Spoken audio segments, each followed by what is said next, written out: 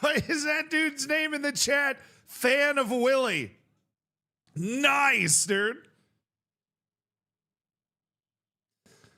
Fan of Willie with the new sub. Welcome to the Hammers. You got to be careful with the connotations on that one, but I think everybody here understands. I think everybody here understands. Everybody gets it. Kai, thank you for the 3 months, dude. Congrats on cooking your bacon. Cal Rum, thank you for the 5 months on the Prime. Hell yeah. Offshore Wasted, thank you for the 14 months. The double baker's dozen. It's a fat baker. Idago, thank you for the Prime. Welcome to the Hammers. Enjoy the bacon, the emotes, the lack of ads. Up the Willie.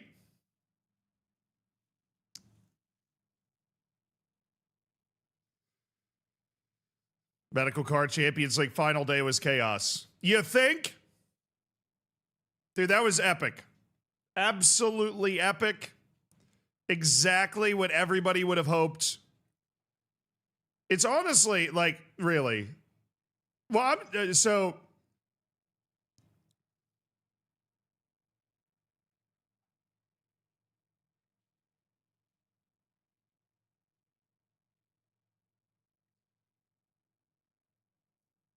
That's the Champions League version, like at its best. You know what I mean? That's this Champions League form. What we saw yesterday, right, is this Champions League format at its very best. That's what we saw. Do I know when Zealandism will upload a recap? I have no idea. I don't control what that man does. Absolutely no clue.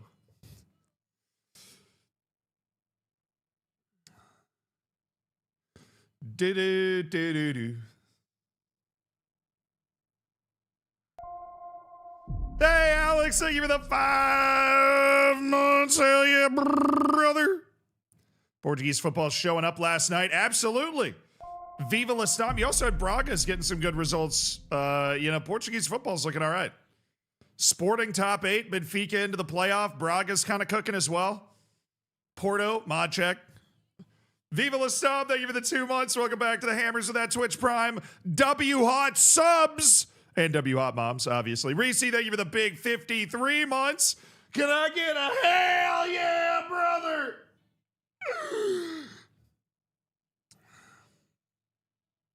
Hey, what's Zealandism doing here? Oh, shit. I look like that loser. Really?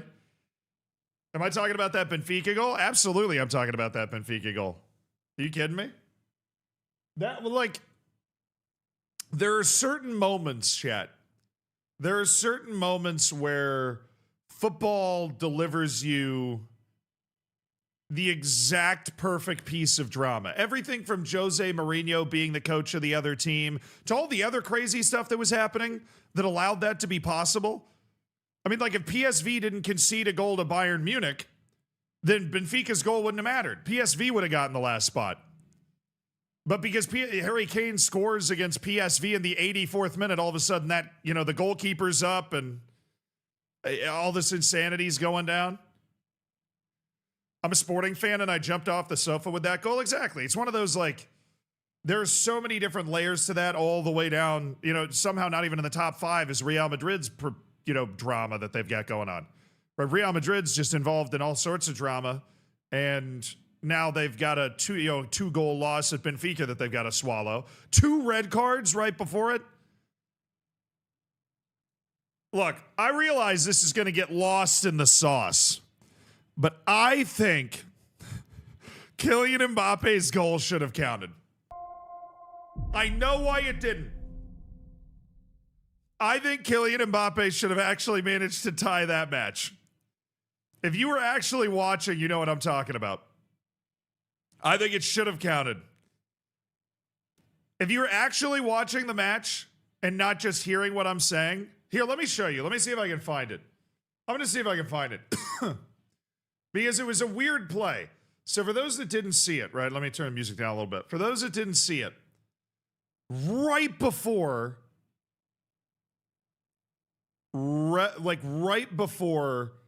Trubin scores, he's punting the ball away. And when he releases the ball from his hand, like on the way to his foot to punt it away.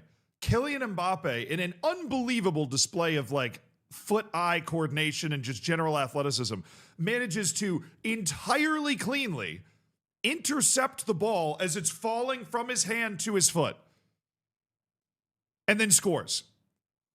Like he's dropping the ball to his foot to punt.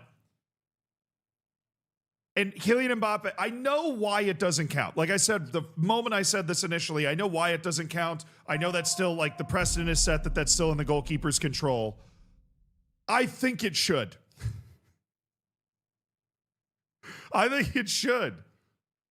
If you're able to do that and the goalkeeper still tries to punt it when you're standing right next to him, I think it should count.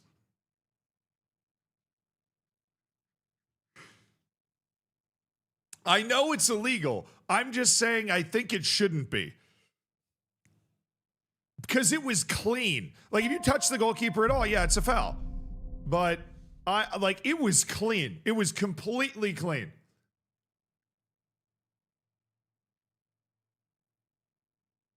Let me see. I'm trying to find it right now. I'm sure that most of you didn't see it. I'm trying to find it right now.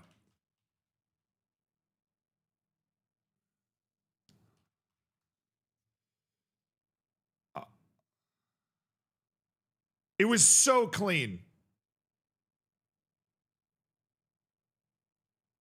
I don't think I'm going to be able to find a. I don't think I'm going to be able to find a copy. Illegal but cool. Yeah, look, I think if like it's not hard for the goalkeeper to have to move a bit. If you're able to actually intercept that ball clean, I think it should count. I really think it should count if you can pick it clean. If you can pick it clean, why can I not find this? Maybe I could just go to like the YouTube highlights. Let me do that.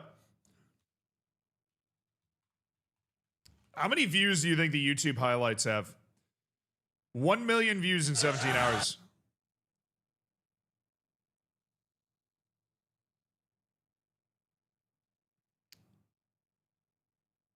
All right, I've got it. Hold on. I'm going to like queue it up. It is so clean, dude. I forgot how clean it was. All right, you ready? I got it queued up. It is so clean. That's why I want to like, it's just such a, it's the type of like ingenuity that I feel like should be rewarded. Watch this.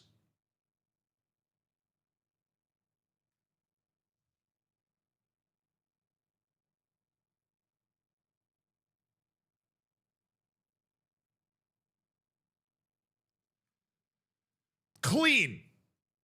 Unbelievably clean.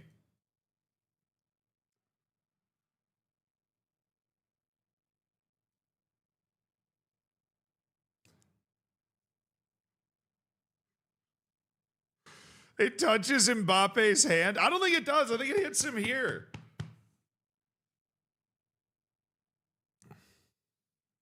You'd say the keeper knows it isn't allowed or else he would act differently. I don't know.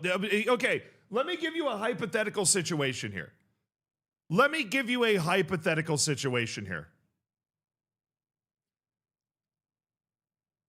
If he goes to punt it and Kylian Mbappe pump fakes and he flinches and then the ball just hits the ground.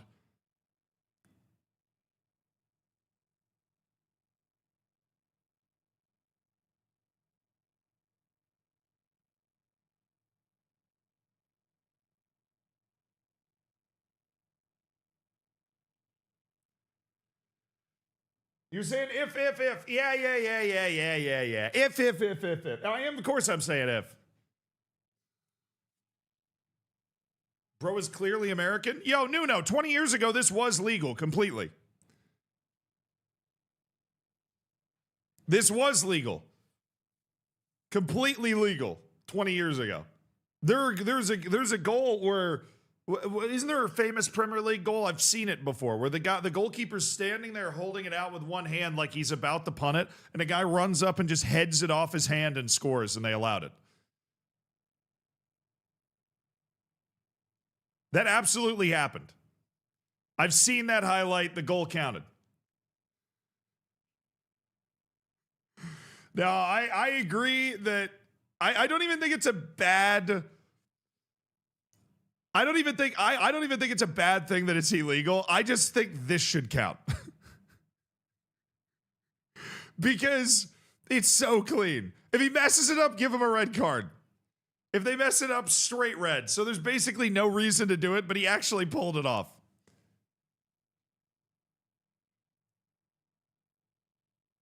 I think it counted because the ref didn't see it. No. I think it was legal at that time. I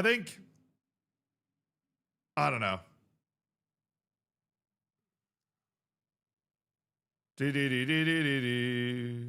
They used to be legal. It absolutely used to be legal. Because I remember I had a I went down a rabbit hole, and it's not legal anymore, and I understand why it's not legal. I'm a former goalkeeper. I mean, the first thing that comes to my mind is like, okay, well, the reason you can't allow people to do this on a regular basis is because of the danger to the goalkeepers, particularly because you're going to have a bunch of guys coming in trying to karate kick the ball away, but they're not as talented as Mbappe, so they can't get it. You know, they just end up side kicking the goalkeeper. You know what I mean? Or the goalkeeper's plant leg gets cleaned out. There goes all of his ACLs, you know. But it's just, I've never seen somebody do it this clean before. And I was like, you know what? What if we just give them a red card for trying to do it? But if they actually pull it off clean, like it is smooth as hell. If it was Vinny Jr., I wouldn't mind seeing him get drop kicked by Trubin. I mean, the funny thing is Trubin's over here like kind of getting punked by Mbappe, and then he scores, you know, like the most famous goal ever. One of the most famous goals in Benfica history right after. You know what I mean? It's pretty remarkable. Ronaldinho did it very well, I'm not surprised. I mean, it requires that kind of level, you know, Ronaldinho and Mbappe to be able to actually do it. Thierry Henry did it cleanly before. I mean, yeah, it's like a this is the type of move that you pull if you're just better than the people you're playing against. You know what I mean? It's the type of move that you pull if you're just better than the people you're playing against.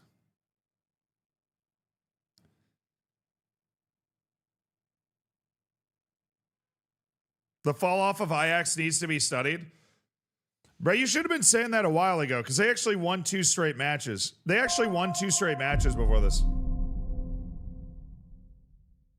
They obviously lost the last match, but they won 2 straight matches before then. Oh, what did I just do? Oh, I don't know. Up the Bodo, they're going to Bodo Real or Inter at home.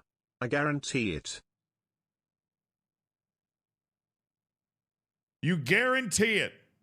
It's guaranteed. Plenty, thank you for the 13 months. Real or Inter? I would love to see Bodo Glimt host Real Madrid and they beat them like 2-1. Obviously, Real Madrid's going to win that. They're going to win that match like 6-0 in Madrid. But that's a cheeky little road trip for Real to have to deal with.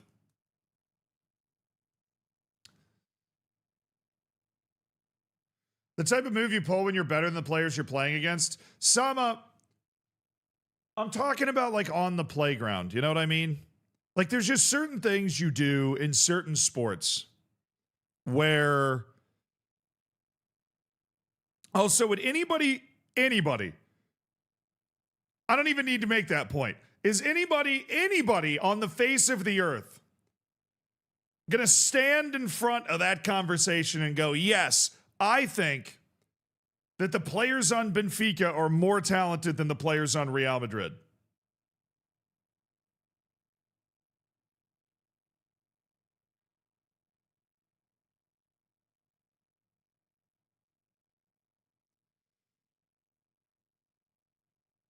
I absolutely would, but just not seriously. Fair enough. Fair enough, Sam. I'm like, look, it's Kylian Mbappe we're talking about here. You know, like the guy is obviously more talented than all of the players on Benfica. Benfica won the match by 2 goals. And that's what makes sports amazing. You know what I mean? Yeah, it's there's just certain moves. What I meant, though, actually, is that there's certain moves that, you know, like on the playground or whatever, you're kind of punking the other team. You know what I mean? Like a little behind the back pass and pick up basketball or something where you're like, yeah, I'm so, you know, I'm just, my favorite one in pick up basketball is when you call for the ball, but you're on the other team, right? Like you're just trying to catch the other team not being fully plugged in. And so you just call, you're like, ball, ball, ball, and they actually throw it to you and then you just go the other way. That's what this kind of reminds me of, where you're just like lurking, kind of just hanging out. I'm just hanging around behind the goalkeeper, and then he goes for the punt and you just poke it away. Like, see, it's just like mentally punking the other team. It's not necessarily a trick shot, but it's just like one-upping. It's one-upsmanship. It's grand old one-upsmanship. Why didn't you stream yesterday? I don't usually stream on Wednesdays. I do a lot of like YouTube video work on Wednesdays and a lot of other stuff. Streaming takes up a lot of bandwidth. So on a completely normal week, I'll stream like Monday, Tuesday, Thursday, Friday. Boom. And then I'm working on video stuff on Wednesday and the weekends.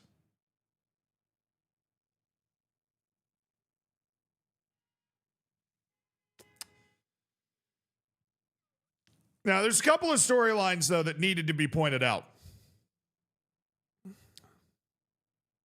Yeah, like the guy that goes to the huddle of the opposition team in the NBA. That's another good move that I can think of. 100%. There are a couple other storylines, though, that people were sleeping on. One, obviously, Sporting is now top 8. So Portugal's having a moment. Right, Sporting scored late to go top 8 because Bilbao was pushing for a goal. Spain sucks. The Spanish league is bad. It's not good. Every team not named Real Madrid, Barcelona, and Atletico Madrid is dog water. Even Bilbao.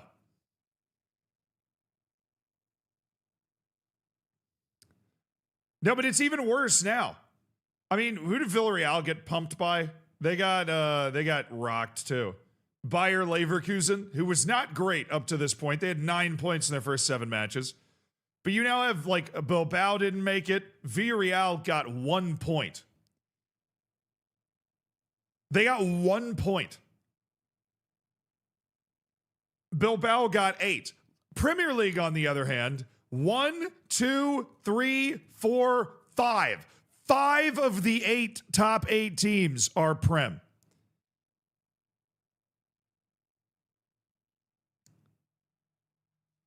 Five of the 8. And then Newcastle was 1 goal away. Newcastle was literally 1 goal away. To be fair, PSG was obviously better than them. Newcastle just parked the bus and did a really good job of it.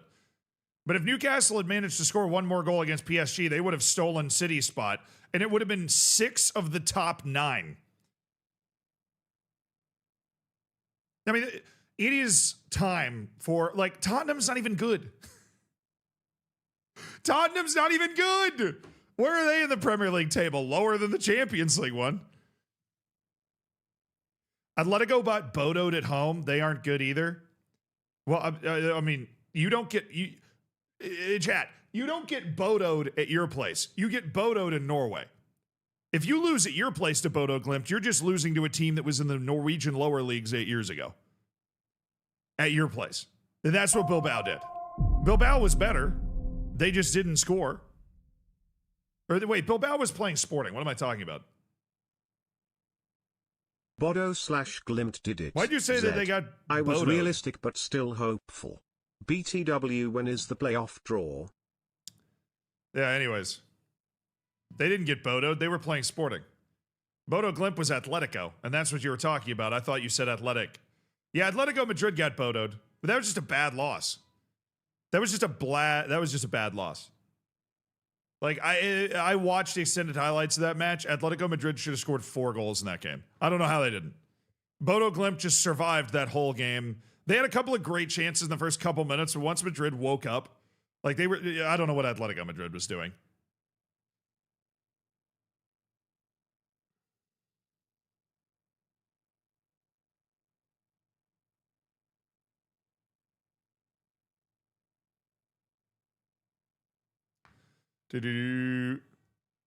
Yeah, but I mean, look, the Premier League has obviously shown it's the best league, and that the Premier League is like so far away from every other league in terms of its quality now. It's kind of hilarious. I mean, how many Italian teams made it through? 2? 3?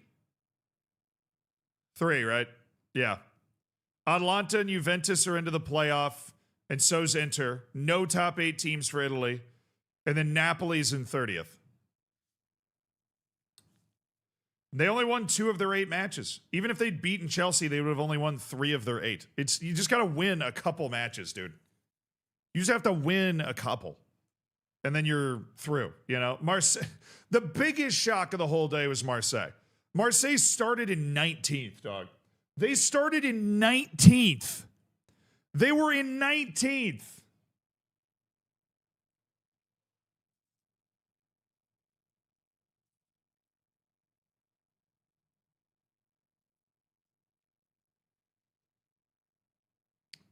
If they had only lost, the funniest part to me is if they had only lost 2-0 instead of 3-0 to Club Brugge, they would still be in.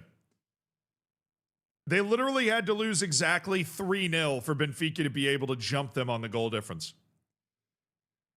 Benfica finishing ahead of Marseille is so inconceivable at the start of the day. Benfica has a match against Real Madrid, and Marseille has a match against Club Brugge, and they need a 5-goal difference swing. And it happened. Look at Bodo Glimt's odds of going through after 5 matches. I think it was 0.3%. Yeah, so Bodo Glimt, in my humble opinion, was my favorite storyline outside of Benfica on the final day. As fun as it was to watch Marseille bottle it, and it is always fun to watch a team bottle it aggressively, Bodo Glimt had 2 points after 5 matches. Their final 3 matches were Dortmund, Man City, Atletico Madrid. They needed at least 7 points. They got it. What do you call a belt made of old watches? A waste of time. Thank you for the 2 years, Midwest Kane. I appreciate you. That was a good one. I'm going to go with a B+ on that one. It's a waste of time. Paphos was a goal away from beating Benfica and Marseille. They would not have beaten Benfica. They would have also been on a -2, but their goal would have been, they would have had 9 goals for. Benfica would have had 10. Paphos did amazingly well, though. Now, the craziest, honestly, the craziest storyline, I think, over the last day is Bodo Glimt. Because Bodo Glimt, even after their draw against Dortmund, you're looking at it and you're like, okay, they need to beat Man City and Atletico Madrid in order to make the knockouts. And they just beat Man City and Atletico Madrid on the road.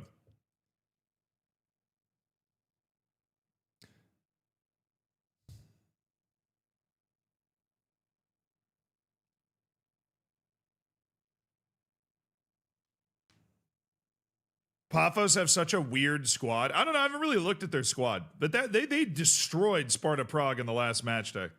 They scored half their goals of the entire competition in that match yesterday. And they ended up, 1 goal difference away or whatever. RUSG won too. There were 5 teams, 5, that were on 6 points going into the last match day, and only one of them stayed on 6, and it was Ajax, who lost to Olympiacos.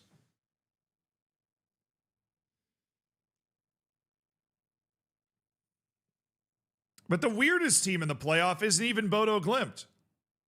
It's Karabakh. That's the weirdest team. They'd never won a Champions League match, and they've been in a bunch. Like Karabakh, at least Bodo Glimt made the Europa League semifinals last year, right? We know they can play to a certain extent. Like, we know they got some game. Karabakh has never done anything like that, right? They've never done anything like that. They're a team that's just like a random... they're like a Kairat Almaty usually when they're in this sort of position. Karabakh is in the knockouts is just an unbelievable sentence.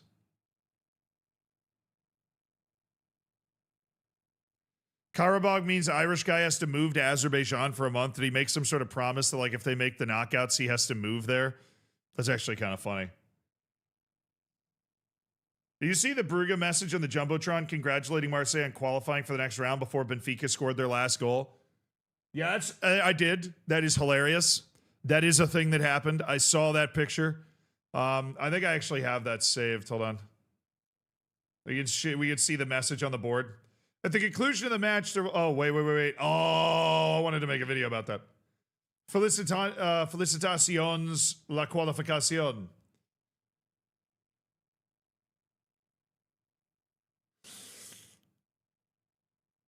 They've just heard the news at the Stadium of Light.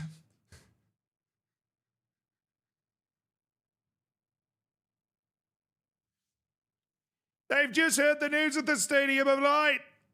Oh. Napoli is so weird how they couldn't even qualify for the playoffs. Dude, they just weren't that good. Like, how did Karabakh qualify and Napoli didn't? Karabakh won more games. You know, like it's not like Karabakh. There are very few games you get for free. Karabakh won their second to last match against Eintracht Frankfurt, who, by the way, didn't make the knockouts. Like, it doesn't matter. Nothing else matters. Why did Karabakh make it? They won more games. Why did Bodo Glimt make it over them? Bodo Glimt only lost 3 matches out of 8. Like, Napoli only won 2 matches that they played. Didn't Frankfurt fire their coach? I wouldn't be surprised. This is a terrible performance for Frankfurt. Down in 33rd, 1 win in 8. They lost their last 4 matches and just flew out of everything. Yeah, a lot of Power 5 league teams were knocked out. Frankfurt, Villarreal, Napoli, Bilbao, Marseille. It was kind of a bloodbath for teams that aren't in the Prem. I mean, also, don't sleep on Club Brugge. With its huge win over Marseille, played its way into the knockouts. That's huge. And Olympiacos, the former Conference League champions, managed to play their way in as well with that win at Ajax. If they didn't win that match, they were in the hot seat, dude. If Olympiacos doesn't win that match, they are all of a sudden drawing with a -5, which means Marseille would have been in. If Olympiacos did not win at Ajax, Marseille would have been in. That's how close the margins were. Like, I think that's just what we need to appreciate. How close these margins were. Like, you got a team that literally finished 18th, that if one more goal had been scored against them in the final match, would have literally been out. They would have been behind Paphos. They would have finished in 26th. But because they won it 2-1, they finished in 18th. Crazy how good the Greek League has been in Europe this year. They've been coming. The last couple years, if you've been keeping up, like if you've had your ear to the ground, the Greek League has really been getting better. The Greek League, if you look at the Europa League, the Conference League, they compete. It's not just Olympiacos. They are pretty good.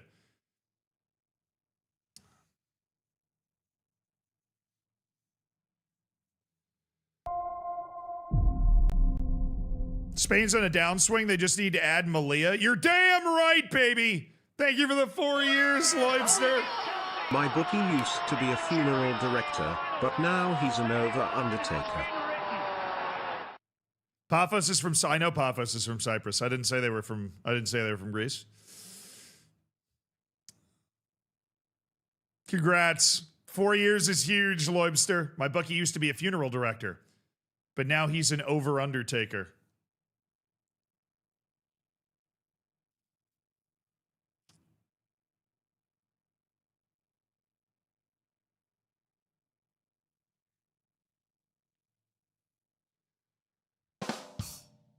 Oh, God. B-. B-. Can we appreciate the Dutch downfall? Yeah, the Dutch weren't as good this year. We're getting no Dutch teams in the Champions League. Knockouts is obviously tough. You had PSV, Ajax. Yeah, I mean, we had a great performance from the Dutch last year. I guess they were bound to crash back down to earth a little bit, but this is a bad year. I mean, more Azeri teams in the Champions League knockouts than Dutch teams. Or Norway. Or Belgium. Or Greece. Right, how many different leagues are represented? 1, 2, 3, 4, 5, 6, 7, 8, 9, 10, 11. 11 different leagues in the 24 teams is pretty sick. The Dutch might lose in Europa. I don't know. I need to look at the, I know I've looked at it already, but the standings of Europa League going into the last day, there's not as much drama around the playoff. Like you've got these teams at 9, 9, 8, and then the Ludogorets is the drop threatener. They're playing Nice, who's like terrible. So Ludogorets has a chance. And then Feyenoord, yeah, I mean, Feyenoord has to win. They have to beat Real Betis in Spain. They have to beat Victoria Pilsen. Nobody beats Victoria Pilsen. They have to beat Aston Villa in England. They have to beat Fenerbahce. That's doable. And Go Ahead Eagles has to beat Braga, which is not going to be an easy task. Just to make it interesting, Celtic's the one on the line, and honestly, that's a little embarrassing for them. Very embarrassing for Nice, though. So, yeah, Nice being all the way down there is just horrific for France and anything in general. I was so hyped last night. Henri, it was pretty nuts. Thank you for the 63 months, dude. It was pretty nuts. When's the playoff draw? So Captain Winners, I see the 500 bits now. I don't know. I don't know when the draw is. I would assume it's pretty soon. They like to hype things up. Friday? Okay. The draw is tomorrow. Thank you, chat. The draw is tomorrow. Put some respect on Utrecht's name? No. They have 1 point. I'm good. I'm good with the whole respect thing. And what do I mean when I say nobody beats Pilsen? Pilsen has not lost. They might have drawn 5 of the 7 matches, but they have not lost. They have conceded 3 goals in 7 matches. Victoria Pilsen is haram balling its way to the Europa League playoffs once again. Do I think the league thing is better than groups? I think that it's one half dozen to the other. I think that the final day or the final match day or two that the league stage provides is just unbelievably insane. I think that the early rounds of the league stage are harder to follow in terms of like what result is important to help a team qualify, you know? But I think that in the early rounds, you just kind of focus on matchups you want to watch. And in the later rounds, you can focus on whatever matchups are giving you drama, whether it's around the top 8 or the top 16 or whatever. Right? You can focus on that stuff.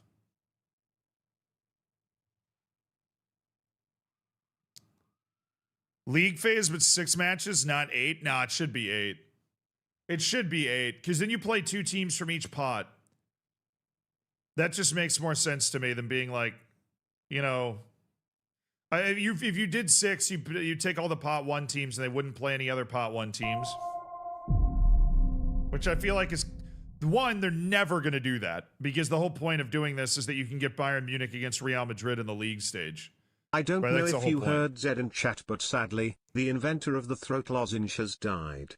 There will be no coffin at his funeral. When his family was asked for comments, they replied that he will be sorely missed and his death is a hard pill to swallow.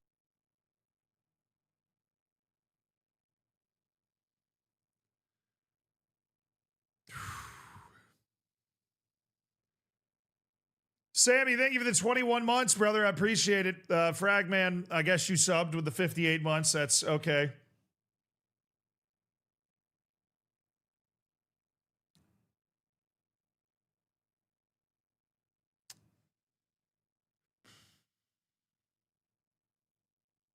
Thanks for providing the best Rust content on Twitch, and the FM side stuff is great too.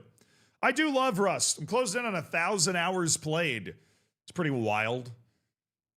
Yeah, Fragman, I'm gonna give you a B+. That was some high quality joke work there. That was good stuff.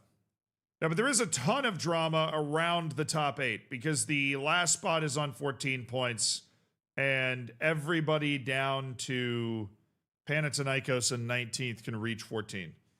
So the drama around the top 8 is going to be lively, because there are obviously a ton of teams that have a chance to jump into the top 8, depending on, you know, all of the crazy different results that could happen. And then basically, the only teams that are actually in danger of not going through are Dinamo Zagreb down. But any one of those teams that starts to win comfortably has removed itself from that conversation. Now they have like up in here. Oh, sorry, ASAP.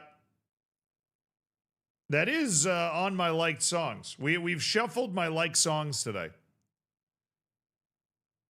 Is that 1,000 hours going to mess you up for Rivals? No, it's 2,000 hours. Also, even if it did, I would just be like, hey, look, I literally only have these hours from playing in Twitch Rivals. But no, it's 2,000 hours is the limit, Great XO. No doubt my best joke work yet. All right, Fragman, you know what? I'm going to retroactively reward you an A- because I feel like those were 2 B+ jokes. And I want you to be able to wear an A as a badge of honor because you deserve it for the double joke and the proper execution. It was well delivered. So I think Chad would agree an A- is warranted in that situation. You see the Germans slander the Champions League will have now? 50-50 chance we get BVB versus Leverkusen, and then the winner 50-50 plays Bayern or Arsenal. Could get German v. German in both of the next rounds. Nice! Some quote-unquote local derbies would be pretty sweet. Yeah. What's the best match for any of this nonsense? The match to watch in the Europa League. What would it be?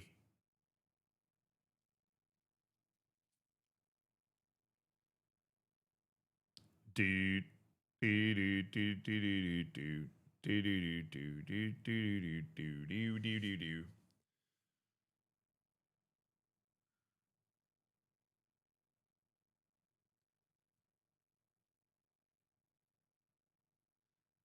It'd be like Lille Freiburg.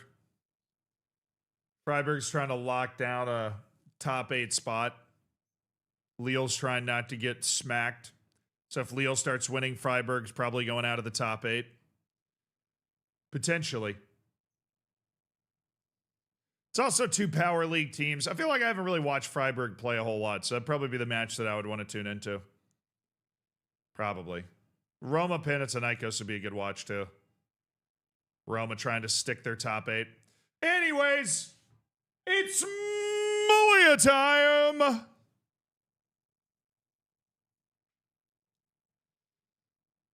Watching Freiburg is like watching paint dry. Well, can't wait, man. Welcome to the 2nd division of Spain. UD Malia, with 17 wins and 25 matches, sits on 55 points. An absolutely spectacular effort that has defied all potential predictions, that has defied the craziest imagination. At the very end of the transfer window, we were finally given 50-1 and projected to finish 18th. We currently rest in 2nd. It is deserved. If you see the XG league table, we are actually supposed to be in 1st. We have been analytically the best team in the league over the course of the entire season. But top 2 gets automatic promotion.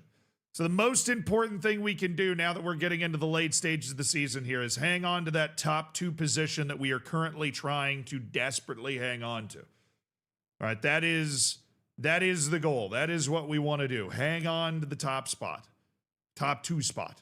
We would love to win a trophy. We would love to win the league and haul Real Valladolid back in. Some more silverware, some more medals. But getting UD Malia to the Premier League for the very first time is the most important thing. That's the most important thing. We are out of the cup. No more Copa del Rey. We got Real Madrid in the 3rd round, and we gave them one hell of a game, actually. And we're coming off 3 straight wins against Gijón, Huesca, and FC Andorra. We are to the end of our deadline day in Spain. We are not to the end of everybody else's deadline day, which means the initial drama that we're starting today off with is attempting to move Edu Frias, because he has made it very clear that he does not want to be here anymore. And so we are going to move Edu Frias away from the club and try to bring in a free goalkeeper to compete with Alvaro for playing time, because we will only have one first team senior goalkeeper at this point if we do not do that.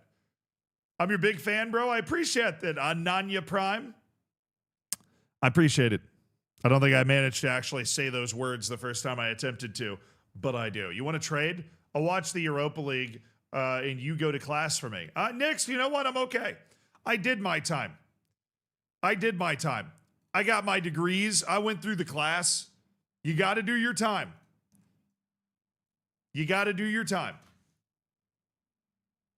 Get that brain all trained up, and then you can sit here like me and play video games all day. then you can sit here like me and play video games all day, Buster. But you gotta do your time. Where'd you go to college? Sports Interactive Technical College of Wonder Kid Development. Now, I went to the University of Virginia. Got a double major. I schooled pretty hard. Got a functional brain between these ears, you know?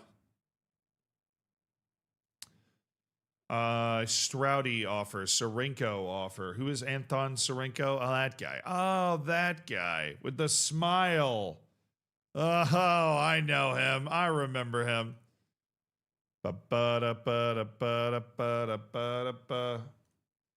If they're willing to meet our valuation, we are more than willing to talk. Adu Frias is available. Is there an intermediary offer out there? Oh, there is.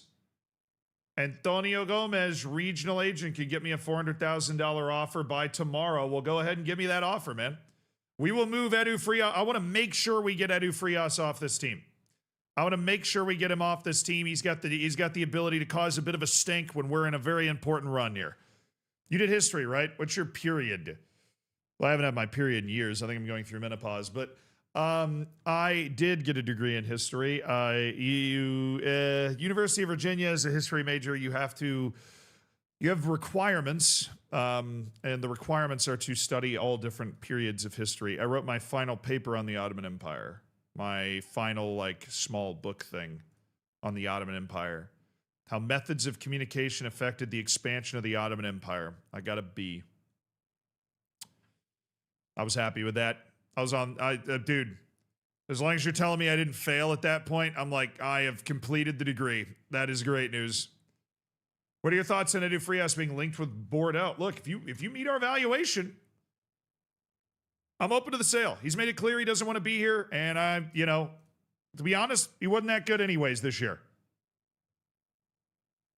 Isn't Bad Bunny forbidden in the U.S.? No.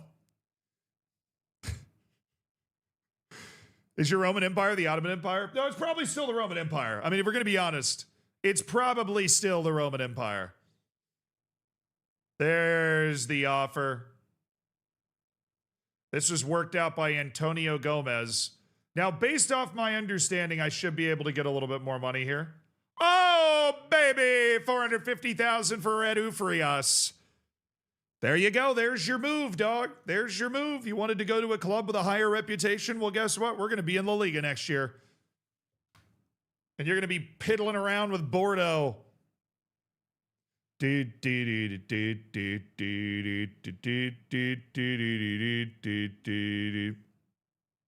Ottomans are the Turks. Kind of, but not really. Mostly not. But I don't blame the Turks for claiming the Ottomans as their heritage because the Turks were in the Ottoman Empire.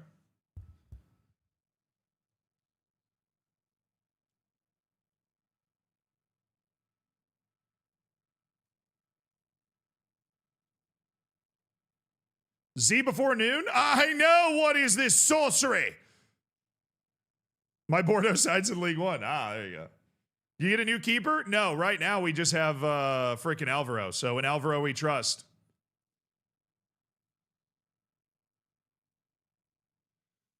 Now we have, there's some free agents available that don't suck that maybe we could bring in as somebody that could do that. Do you care about transfer percentage yet? No, not really. We care about getting our club out of debt. First order of business is to get a positive bank balance. Hey, Frias has not actually been sold yet, so keep the champagne in the bottle. We've agreed a $450,000 deal to move him, but nothing is agreed yet. Blessed be thy intermediaries. I am still eyeing Ellie Harrison. Yes, I am waiting for Ellie Harrison to get sad enough that he wants to play for me. Because we'll give him an opportunity to play.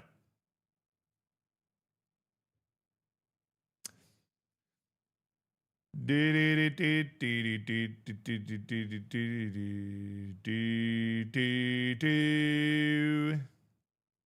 I play any Total War games? Yeah, I play Total War games.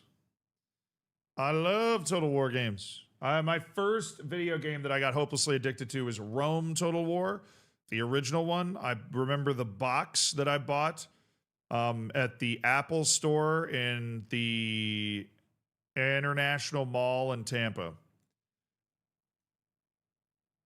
And I was in the mall and we were at the Apple store because my mom was getting something fixed with the computer or whatever. And I'm like, I don't know, 10 years old or something, 11 years old.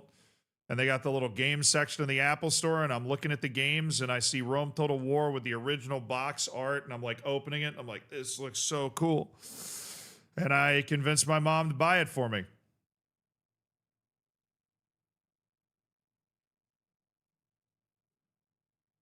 Carvalho's good now. He's fine. And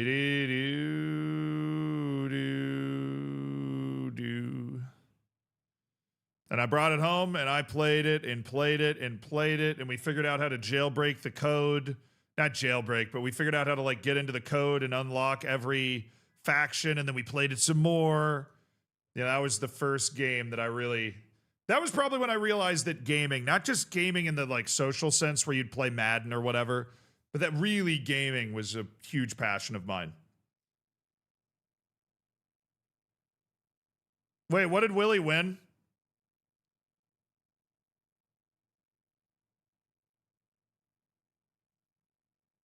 How good is this kid? What?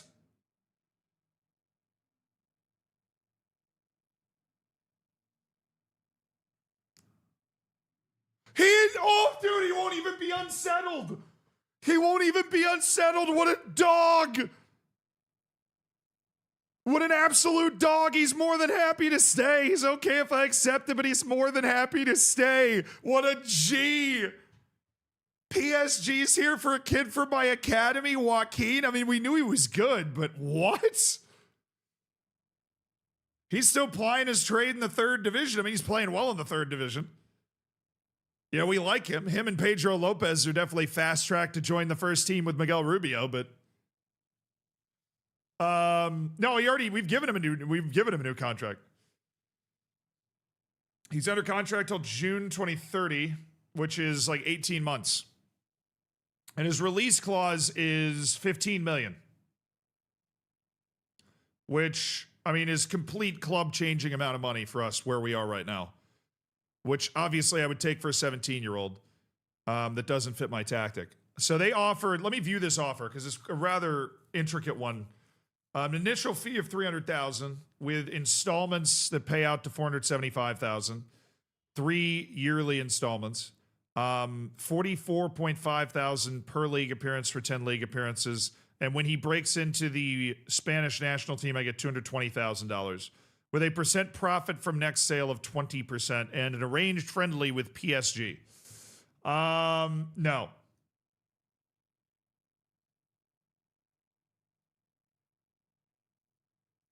I'll take 14.5 and 20% of profit from next sale. Hey, look at me, look at me, look at me, look at me. 20% of his next sale. Sorry, 25. If you sell him on, I get 25% of the money.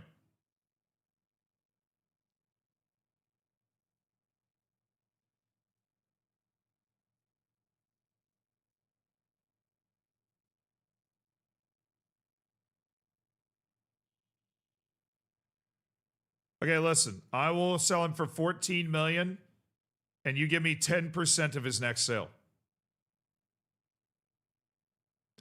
They really want him.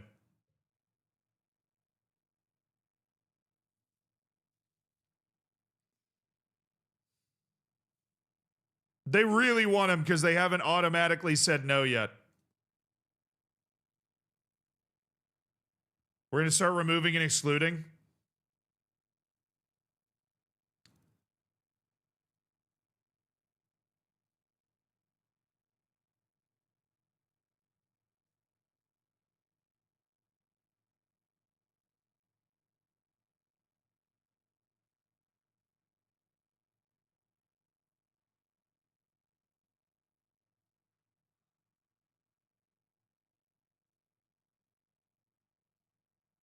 I have no. If he doesn't need to leave, I thought I was going to actually have to negotiate that. He doesn't need to leave because they're not unsettling. He's not unsettled, so I think we're cool. We're good. We're Gucci Mane. They withdrew. Okay. I'm not going to take that deal unless I feel like I'm getting good value. And look, all that offer tells me is this kid's potential is unbelievable. You know what that offer? That offer has unintentionally informed me that that kid's potential is genuinely spectacular. We don't need $5 million now. I need the $50 million Joaquin's going to get me after I start him next year. You know what I mean? You know what I mean?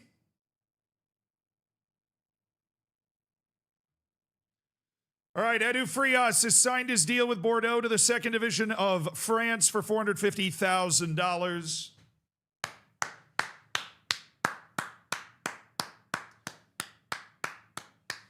Edu Frias, who was the starting goalkeeper in our championship season in the third division, led the league in clean sheets and was the goalkeeper for the best defense in the entire 40-team third division of Spain. He obviously, he'd had a dispute. He kind of wanted to leave. He was a little unsettled all year. Never really played at the level that he probably should have been playing at. But he's now got a move, and $23,000 is headed to Antonio Gomez for orchestrating the deal.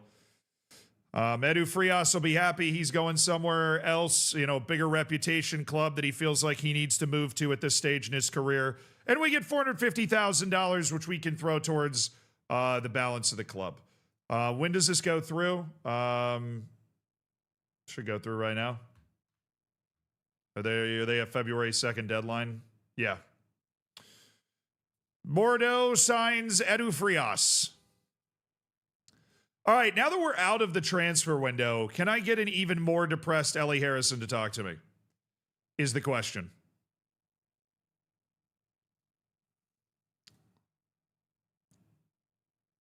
Ellie!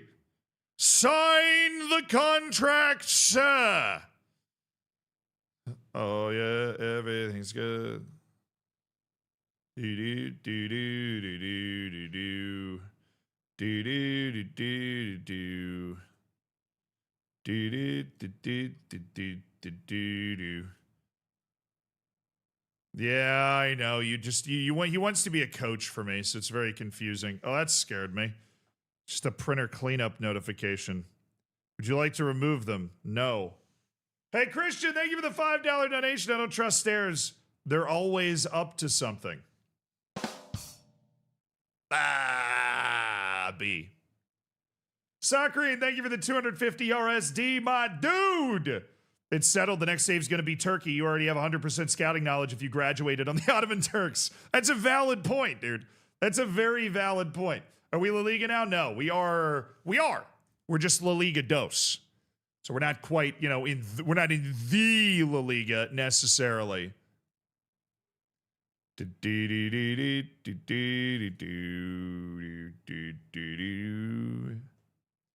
Robert Madraja, Cedric Hottenboer, Omar Mascarell, Gonsalves. Great burst. He just wants star player, which is not something I'm willing to give. Salim Fago Lawal. Great speed. Straight line, no nonsense, speed demon. Brian Salvareski. Ignacio Sosa. Abdikeen Ali. I like him, but we're a little spoiled for choice in the midfield now. Like my side.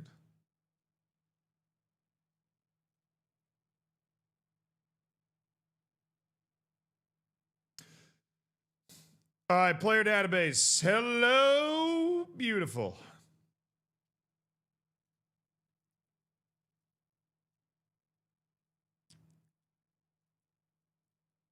Do.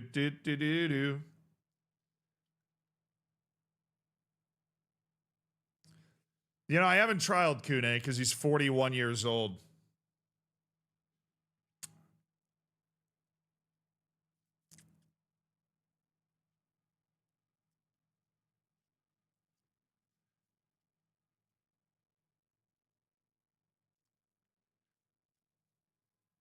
I wish I could like put out a, hey, come try out for my team. Just like a notification, like, hey man, just come try out for my team.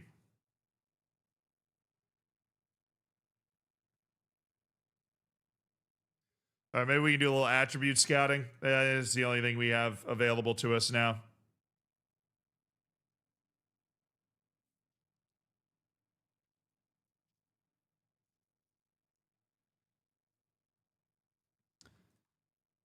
Do a little attribute scouting. Trial those guys. Sessions. Three emotions.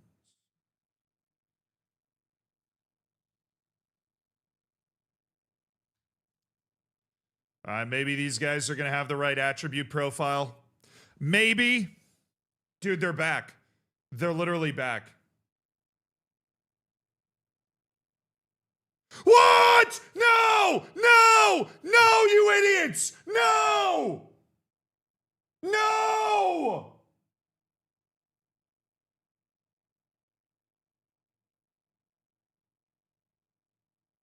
They accepted 2.9 because they were like, oh, it's too good to turn down. No, no, no, no, no, no, no, no. Oh, I'm going to do these trials just to, no. Oh, it's a loan offer? Optional future fee. Well, no, that's, what the hell? What? No. Absolutely not. No. He's content to stay. Okay, let me calm down by looking at these trials, just accepting some trials. Let me get, no! No! I could have just gotten more money than this yesterday. I have two options. I have two options. And I don't think I can do both of them. We can protest or ask to renegotiate.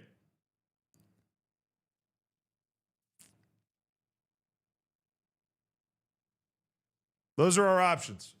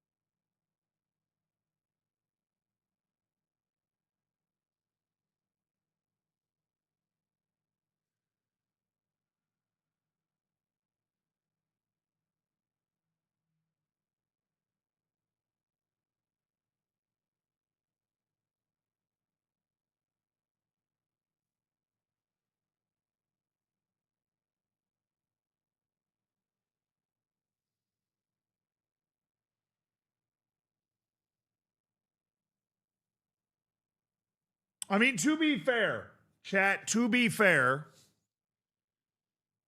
this sale alone would wipe out the debt of the club. But there's so much more that this sale could do. I'm not even necessarily opposed to the idea of the sale. I just know that we could get a lot more money for him right now in this moment than 2.9 million.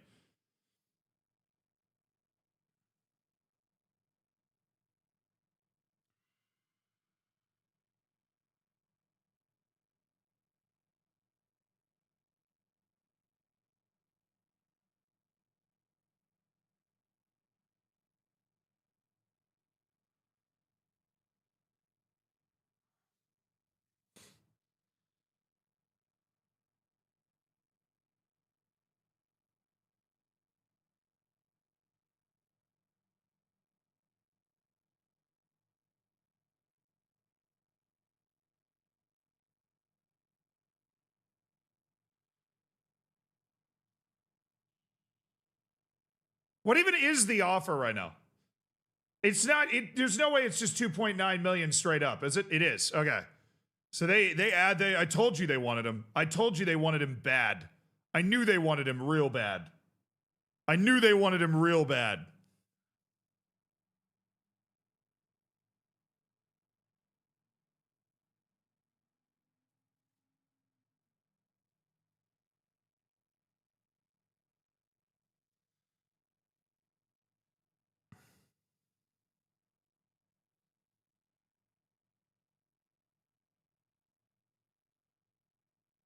There's no way we can bully a buyback into it.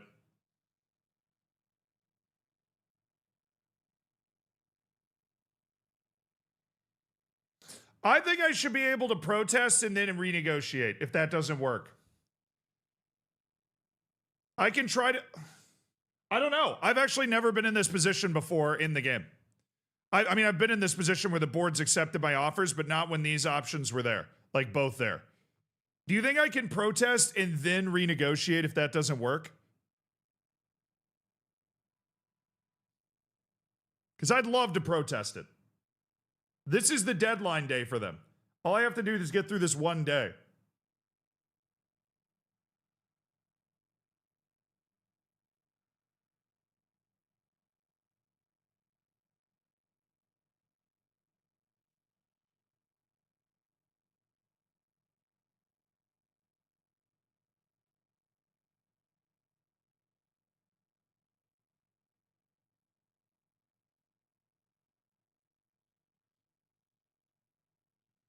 I don't believe in saves coming in this situation. I think we gotta do what we think we can pull off here.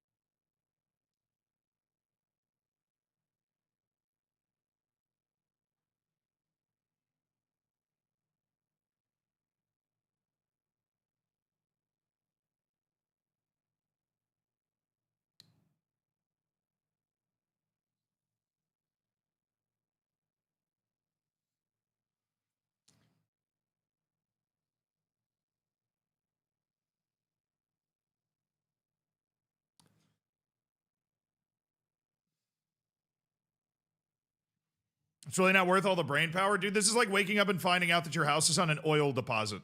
And now you have to figure out what you're going to be able to get out of that oil deposit. That's the situation we're in right now, chat. We've woken up and found out that our house is on top of an oil deposit.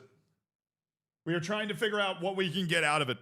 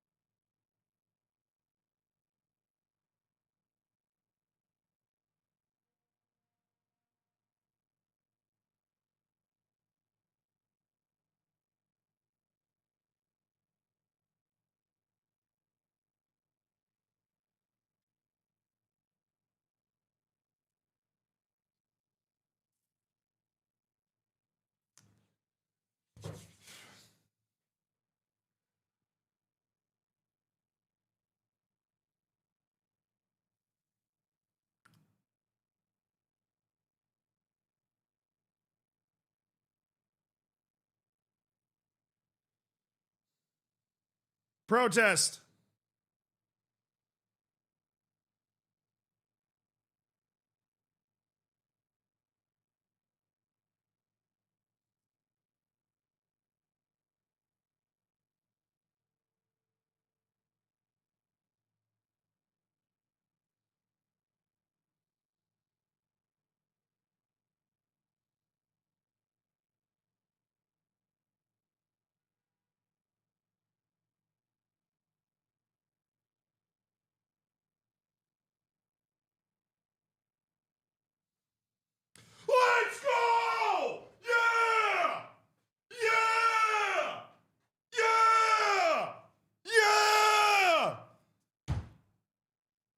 Just letting it hang. Just letting it hang. I insisted. They backed down. They've granted my request. They've canceled the acceptance of the offer. At least that's what they said. There is no transfer offer now. Oh my goodness. Okay. Now there's very important steps that need to be taken here. We are going to go to transfer, set transfer status. Asking price, $15 million. If you are going to sign him, you need to offer $12.5 million, and then we'll try and negotiate a sell on in as well when that offer arrives. Actually, no, let me set it at 14. If you want him, the asking price is listed at $14 million. Okay? That's the price tag. Unbelievable moves, chat. We had the stones to go for it. We had the stones to go for it, and by golly, it worked. Now let's see if we can get through this freaking deadline day without him flying out the window again. I leveraged how much I've done for this club, put it on the line, and it paid off. This Ignacio guy might be the truth. Ignacio Gallardo, but he's freaking foreign. Damn you. Based in Spain. How long has he been here? Oh, he's based in Spain now because he's on trial with me, but he has no ability to be registered for my team right now. Unfortunately, the only one that does is Angel Hernandez. All the other guys absolutely don't. Okay, wow. That was... I mean, that's what Football Manager is all about right there, dude. That is what Football Manager is all about. We managed to do that. That was sick. We said that's why save scumming kind of ruins the game sometimes. You know what I mean? Like that was... We went in there and there was no backing out. There was no like... We had to get it right. And we got it right. We got it right. By golly, we got it right. Can I get through the rest of this French deadline day, though, with Joaquin still intact on my team? Oh, my God. 15. 15.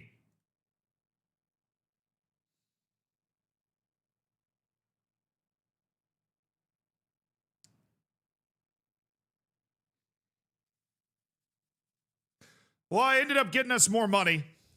We got us more money. Bro, I knew it. I knew it. I know how this game works. I knew it. I knew it. Doesn't look like $15 million to me. Renegotiate, obviously. We're going to want to try to renegotiate this. Hi.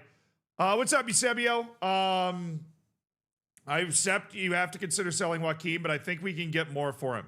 I accept you consider getting him, but I think we should have add a sell-on clause to the deal so we can profit from the future deals he looks to be set to be involved in. I accept you have to sell him, but I think we should add a loan back clause. I accept you consider selling him, but I think we should add future payments for international appearances. We should try to include further payments based on goals scored. No. I think I like that there's a sell-on option. That's obviously very good. But I think we can go higher than 4.1. They're clearly willing to keep going up, Eusebio. We're going to be able to delete our club's entire debt here, clearly, but I want to be able to make sure that we can fund training facilities, youth recruitment. I want to start spending on that stuff now to get us ready for what our future holds. So that.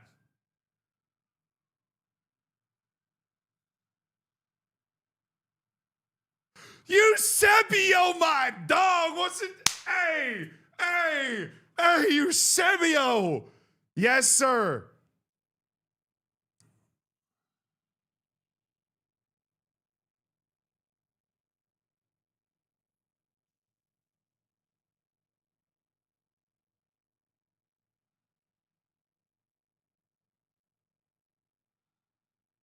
So how does this work?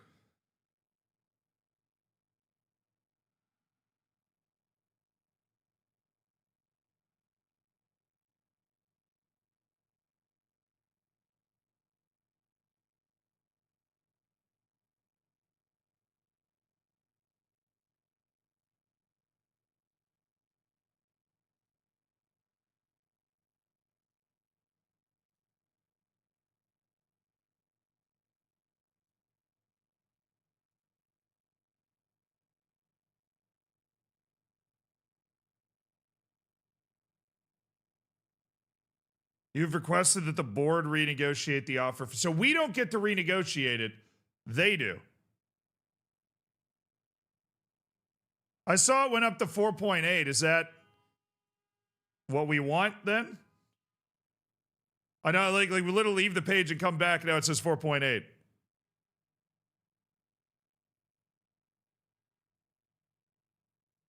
I guess we could offer him a deal. We did just kind of offer him out.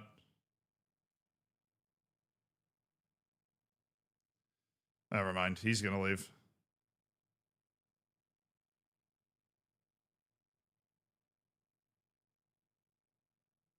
I offered him to other teams. I'm going to check an intermediary. There is no intermediary that's like, oh, $9 million right now. He's not willing to look at a new contract because the transfer offer that's on the table. No, I know. Look, we know he's gone. The moment I saw this second offer pop up from PSG, we know he's gone. Originally, the offer was 2.9. I think we just have to hit continue. I would love to think that says re-sign, but I'm sure that says resign. And I'm not doing that. So he's gone. They negotiated it up to 4.8. I think given the situation, chat, we did about all that we could.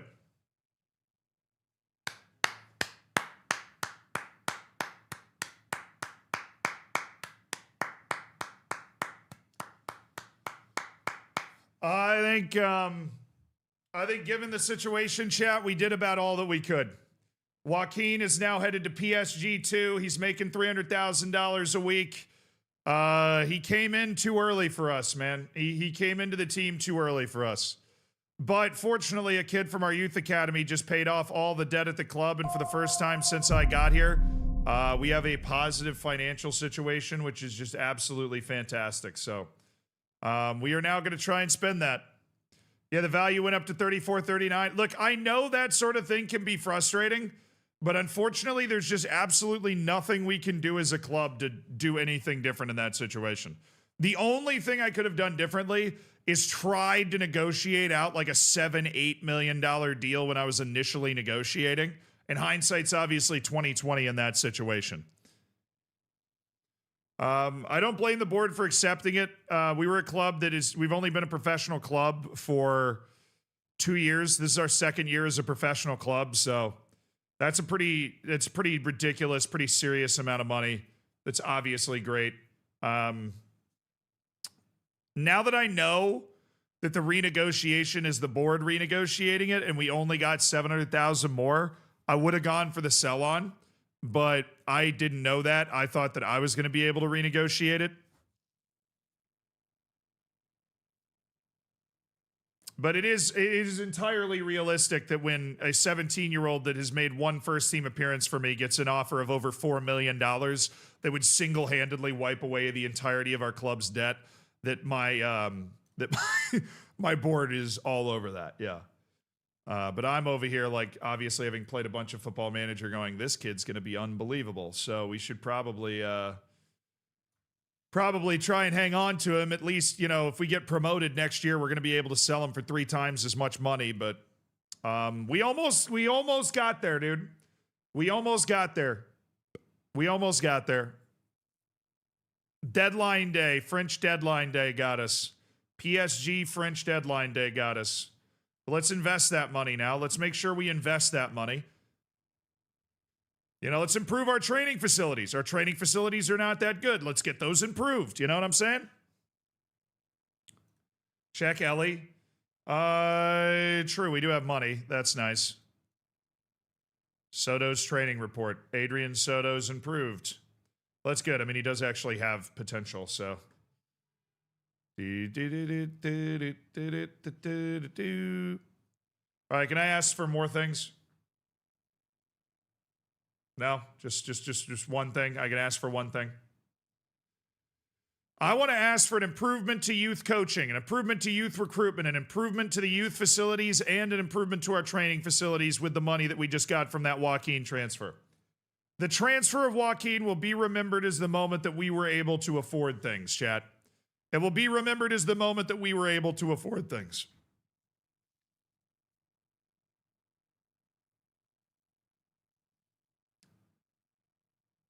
All right, Anatoly Sorenko signed for Motor Lubin. Nice Polish league. Motor Lubin. Styles, thank you for the 14 months. You the man, I'm trying. You just lost 10 mil? I mean, no, I technically made 4.8. You the man, Zed. But there wasn't a lot else that we would have been able to do there. Yeah, we'll name the training facility after him for sure. There we go. Improve youth facilities. We're also going to get that ask in. And we're also going to ask for an improvement to our youth recruitment and an improvement to our junior coaching. Christian, thank you for the $5 donation. Fair play to the board. Allowing you to negotiate would have been nice, but they worked with you and didn't sell them for peanuts. Yeah, I mean, the board did work with me. We basically nearly doubled the money we would have gotten from the initially accepted transfer. So I'm glad they listened to me, and hopefully they see the fruits of that, you know. They look at it and go, oh, wow, he was right. Oh, look at that guy. Look at this guy. Look at this guy with the brain. Look at this guy with the knowledge.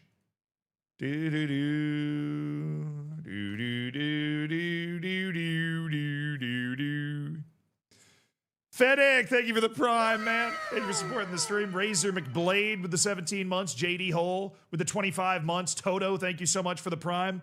Thank you guys for supporting the stream and spending $5 of Jeff Bezos money with those primes. How you doing? I'm doing well. And Butterscotch, thank you so much for converting to a tier 1. Joining up for the long haul. Yeah, baby. $2.5 million investment in the training facilities of the club. Boom. Joaquin's been sold. Training facility improvement is on the way. Our adequate training facilities are being improved.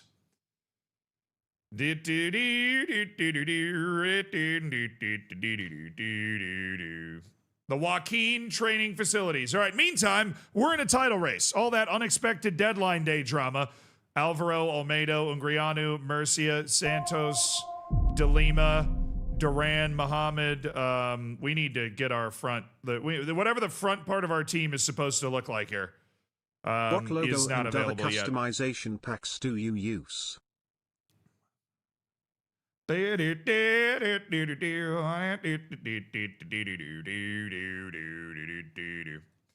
right, we've got Ibrahimovic, Diarra, Mayans, Salvador, Mensah. Where's my guy? There he is.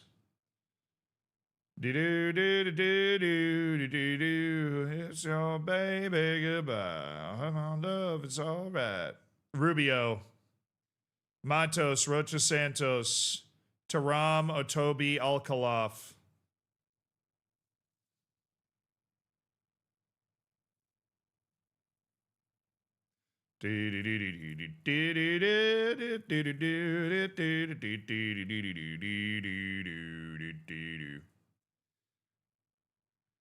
All right, who else is around? We got Mensah's there. Carvalho's not cleared. Jeremy De Leon is cleared for 45 minutes. We're going to let him recover from his injury a little bit more because we actually have the players to allow that to happen. Quieto is going to come in for Barberini because he is able to play for 75 minutes and he's freaking good. Gavin Bernardeu, absolute baller. Eddie Ademi, absolute baller. Let's go! Let's go! We've got a full team now! Look out, world! I've got a full team now!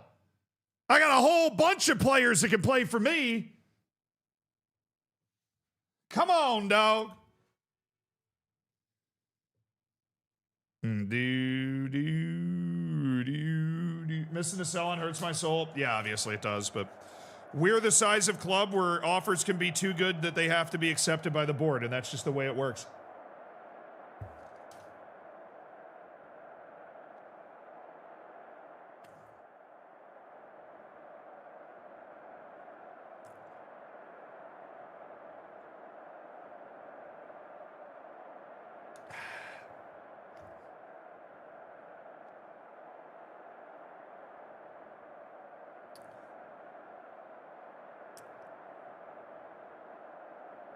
Hey, baby, come on now.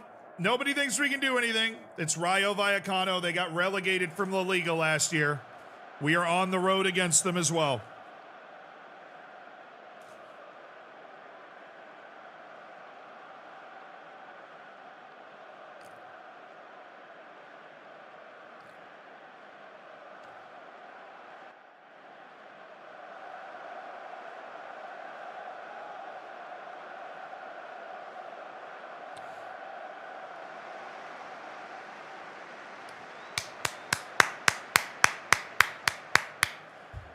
Hannibal Barca leading the boys out.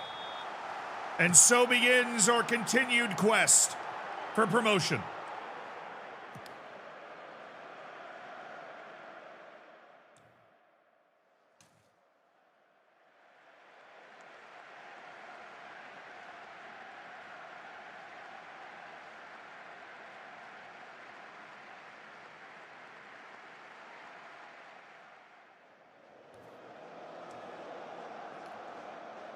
Yeah, we're going to go look at Ellie. We're going to go look at Ellie for sure.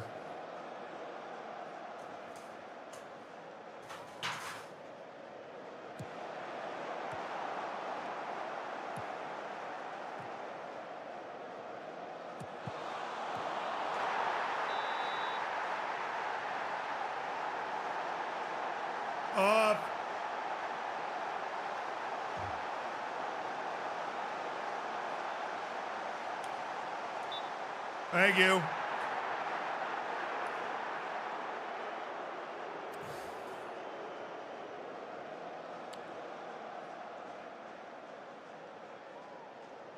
Oh, yeah, that guy was off, too. I thought Isi was off when they played it back to the corner, but I guess they're saying Isi's ball in hit an offside guy.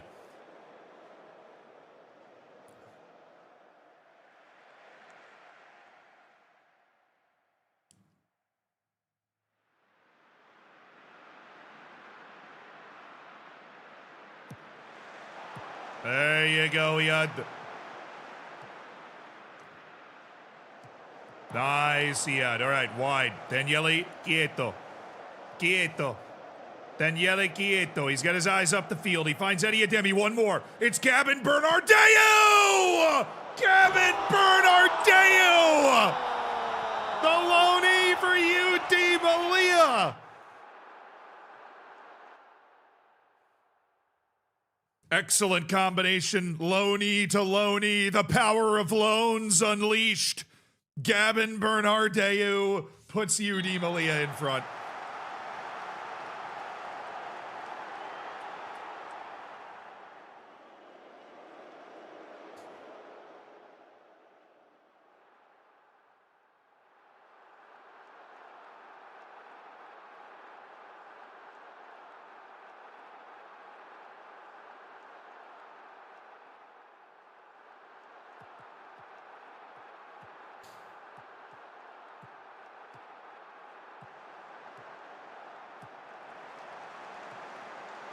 Oh, get there. Oh, yeah, nice. That was good defense. He hassled the cross. Almeida was there on the header, and we're going to give up a goal anyways.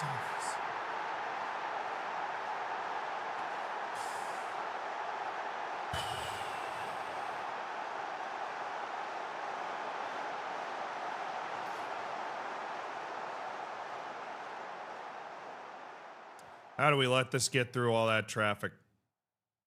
I mean, the keeper, Ungrianu, somebody's got to get a piece of that ball as it's just sailing through the box in front of everyone. On it. There's the counter press. Thank you. Cannot let them jailbreak there. Madu Murcia, Ungrianu, Olmedo, Santos. Oh, he got him. Gavin Bernardeu up to Eddie Ademi.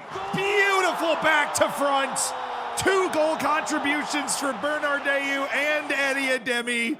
The loanees delivering again, and Bernardeu has taken to this like a fish to water. He's always belonged in UD Malia blue. Gavin Bernardeu to Eddie Ademi.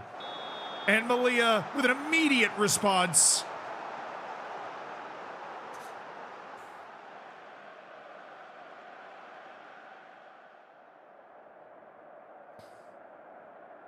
Keep working hard. Keep working hard. This is very much not an easy match here. On the road, newly relegated team from the top flight. But we've been very incisive with the ball around the final third. Very, very incisive.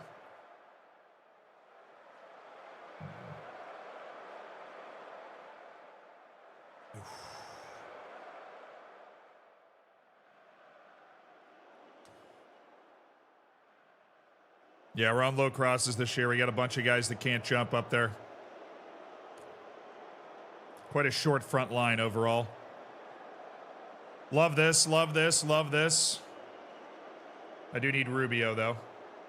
Santos just had a bad game today. Ungrianu is being a little weird. Ibrahimovic, you're in. I know you're nervous, but you got to get your feet wet somewhere. All right, left back. Sergi Mayans. A better defensive option at that left back position than even Nico Salvador. A very talented defensive player. So I think it's going to be a good little move to bring him in that spot. And Daniele Quieto needs to sub out as well, but we'll save that for another window. 75th minute. We're probably going to go...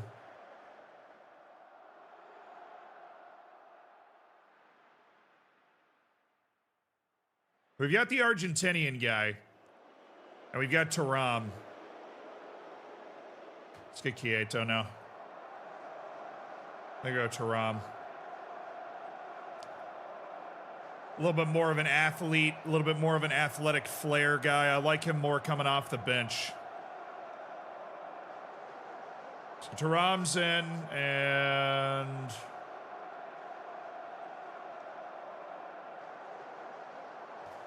That's it for now. Go get him, Tiger. Oh, nice, Rubio. Well done.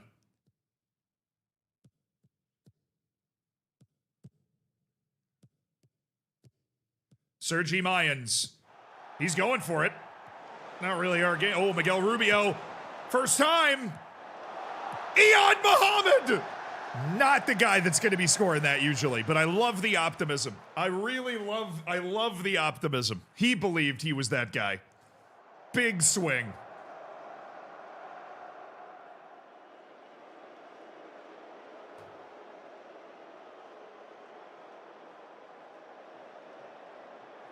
Diarra. Fresh legs in on defense. Moussa Diarra. You go ahead and take Olmedo's spot. Be full of running, Moussa. Be full of running. Full of running, Moussa, please. The chutzpah, exactly. Iyad Muhammad showed a lot of chutzpah with that shot.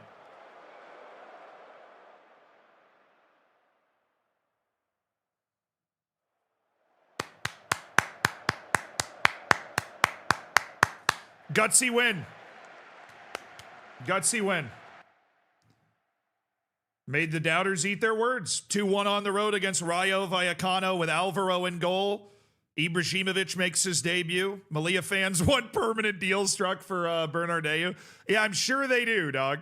I'm sure they do. He's also, like, what's his value? That's actually not crazy far off. Gavin Bernardeu, he knows how to play within the team. He's a good off-ball player. And he made it look easy on that one. You know, I hate to say, is he threatening Jeremy De Leon's playing time with this type of start to his career? Is he threatening Jeremy De Leon's playing time? De Leon's still trying to work his way back from that injury. We have with him coming up and the Argentine and Junior Thuram, we have so many talented wingers, dude. So many. Strom's God sits sign Stroudy, unhappy with Salvador's loan agreement. I am going to lie to him. You're right. I'm sorry he's not playing. I will make sure that he plays at once. I just don't want him to recall him. I need that backup left back as long as I can sustain him. Although I suppose I could use Sergi Mayans as the backup. He seemed perfectly fine over there, but it's not the same as having a guy that's familiar with that position. Also, any of my other Wonder Kids going to randomly just explode up to PSG? No? Pedro Lopez is starting to become that type of guy. But I think Joaquin just had the sauce, man. Joaquin just had the sauce. Wait a second. Malia trials finish. Pascal Estrada signs a deal. Veltaus is getting an offer. Alvaro Cortez is getting an offer. He's signed. Veltaus is signed. Must be like Israeli deadline day or something. Oh, wow. They just invested $475,000 in improving the youth facilities as well. So that sale of Joaquin allowed us to improve the training and youth facilities of the club. Absolutely massive. They're not super high on this, but I'm going to insist here.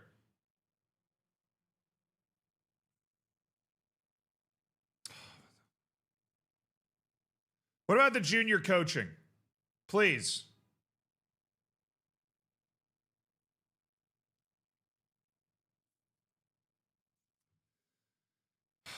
Well, we did run ourselves back into debt. So we cleared, $1.5 million in debt, and then we spent $3 million on improving facilities, which is good. That's very good.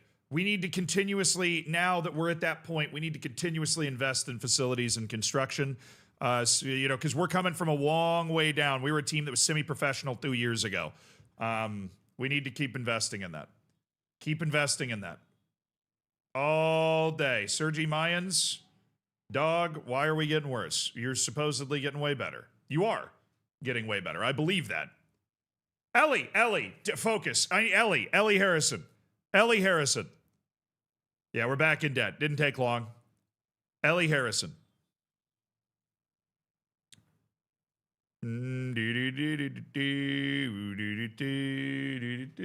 So, I don't think the amount of money we had in the bank mattered at all. I know you're saying we should have offered Ellie before that. I don't think it matters at all. It's how much room I have left in my wage budget, which has not changed. All right, Carvalho's back. He's at least back in training after his injury.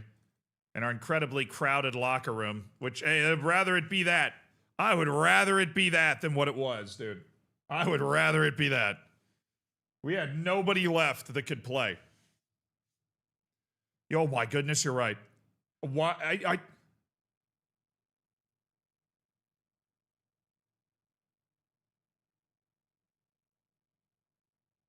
All the sales we've made, we have an actual transfer budget for the first time ever.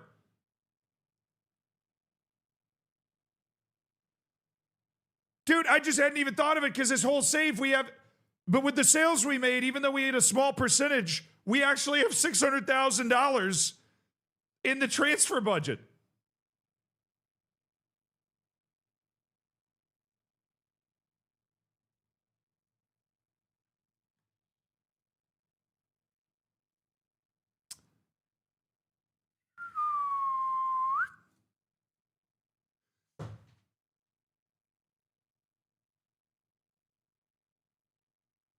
What?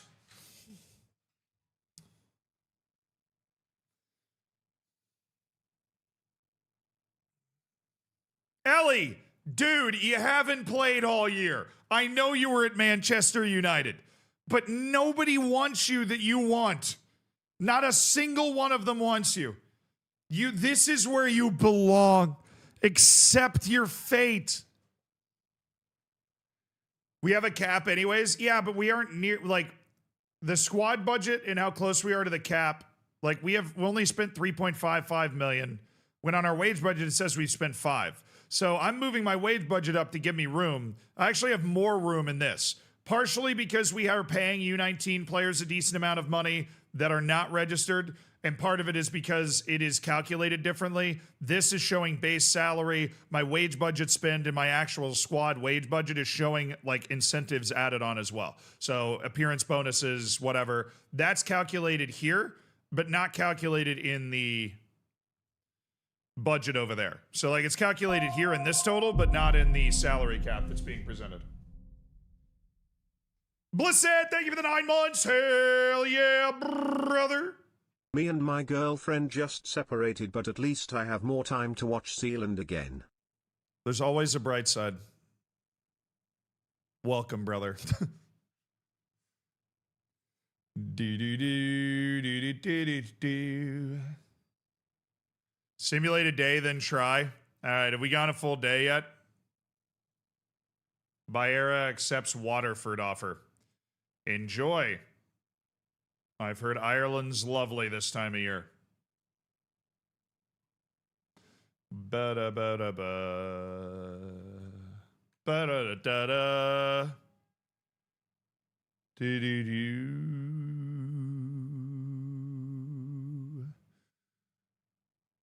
Seattle Sounders make offer for Omar Mascarell. Really? Really? Letting that just fascinating. Expect me to win. We expect me to win against Real Zaragoza. All right, Ellie, we've advanced today. I'm happy that Omar Mascarell's finally found a team that wants him. We've advanced today. I really need you to think about what's best for your...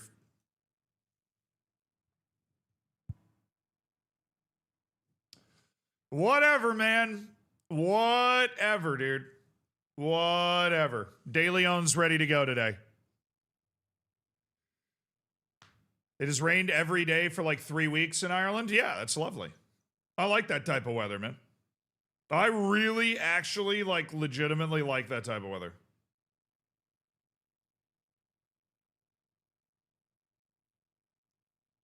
It's so sweet.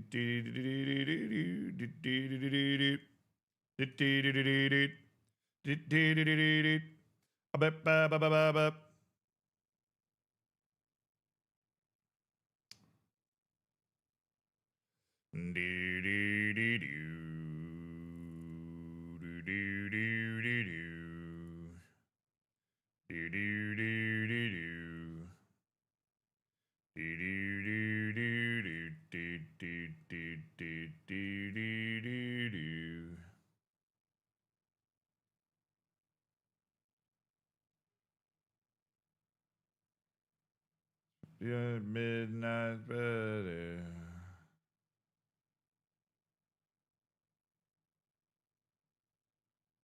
All right, De Leon's going in for Gavin. And we've got Gavin and Taram.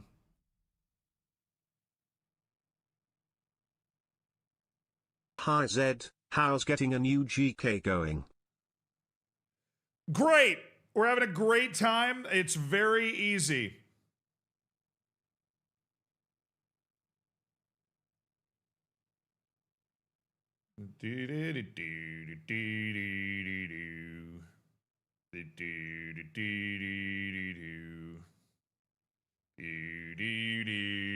What was Carvalho cleared for 75 minutes? Oh my god, how am I gonna fit all these guys in the team, dude? I mean, that's, again, we overcompensated for literally not having any wingers on the team. It's fine. Gavin can play midfield also. Something to keep in mind. Gavin Bernardeu can absolutely play midfield. I'm going to have him play there. Hey, De Leon, I need you. Where are you? I need you to lower your agreed playing time. I'm assuming you have an agent, right? We're going to check. Yes, you do have an agent. Regular starter would be okay to you, though. All right, well, then that's where you're going. Jeremy, I need you to chill a little bit with your expected playing time. Hey, look. Okay, hold on. Hold on. All right? Dude, I cannot figure out how to go back out of anything. Okay. Contracts. Expected playing time. Kieto, Ungrianu, Iyad Muhammad for some reason. I think we can drop Iyad Muhammad. Yeah, so he has an agent. We can drop him to regular starter, no problem. Beautiful. Who else is here? Bogdan, you're chill. Carvalho, I want to drop you. Okay, he's like, no, how dare you? I'm the best player you have. Debatable, Miguel. Debatable, although I've appreciated your contributions. Duran is fine. Daniele Quieto, we love Daniele Quieto. I think we leave him as a star player. We just have a few other guys checking in as regular starters, you know? Gabon Bernardeu. Okay. Gabon, Quieto, Eddie Ademi, Iyad Mohammed, Paul Duran, DeLima, Rubio, Murcia, Ungrianu, Olmedo, and Alvaro. Alvaro continues to be that guy. Oh. Just got to get this team to the end of the season, getting our most talented players on the field. What could possibly be so hard about that? Are you excited for tomorrow? I am. It's going to be fun. It's been Dr. Benji has slapped together a draft. We're going to play like a draft on FM24 tomorrow. We'll stream before that and then switch over to it. Oh, Lord. Oh, no. I'm stuck in a stretch. Oh. Oh, okay. That was involuntary.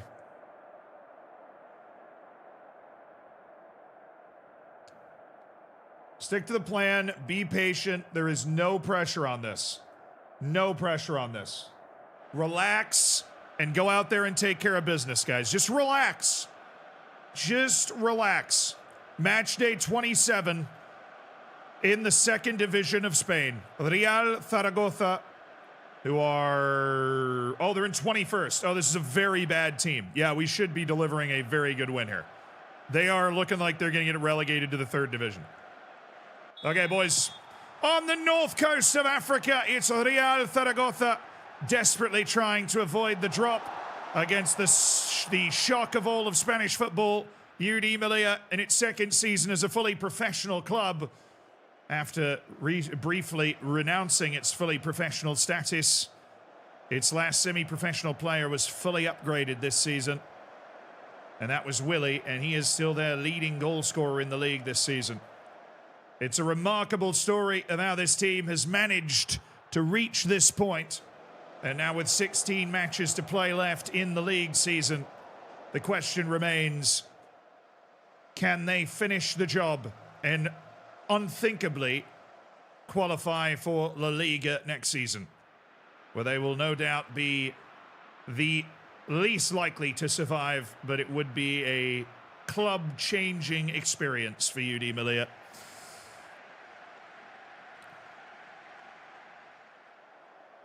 Well, a whole bucket of nothing going down right now.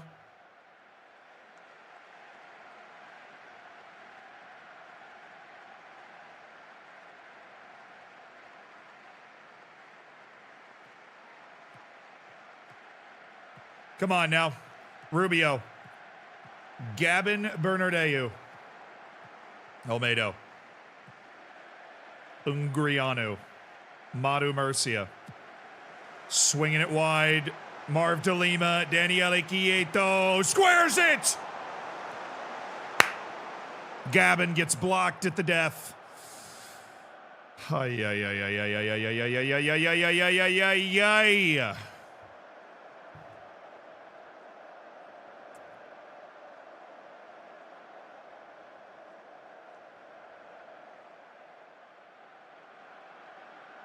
This wouldn't be bad. Iyad Mohammed.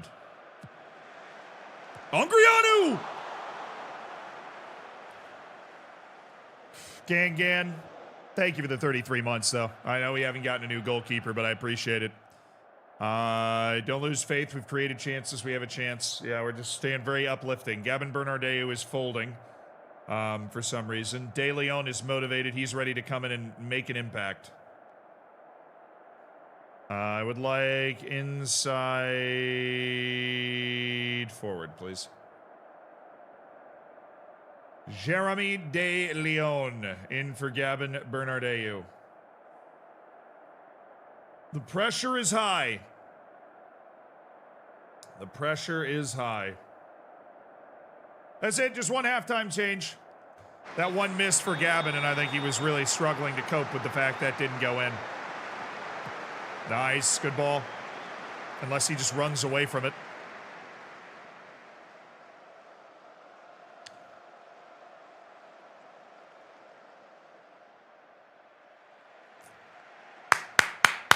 Bogdan.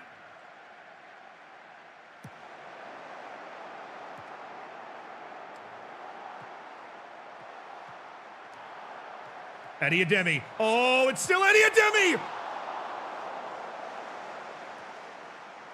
Oh. Wow, what a save.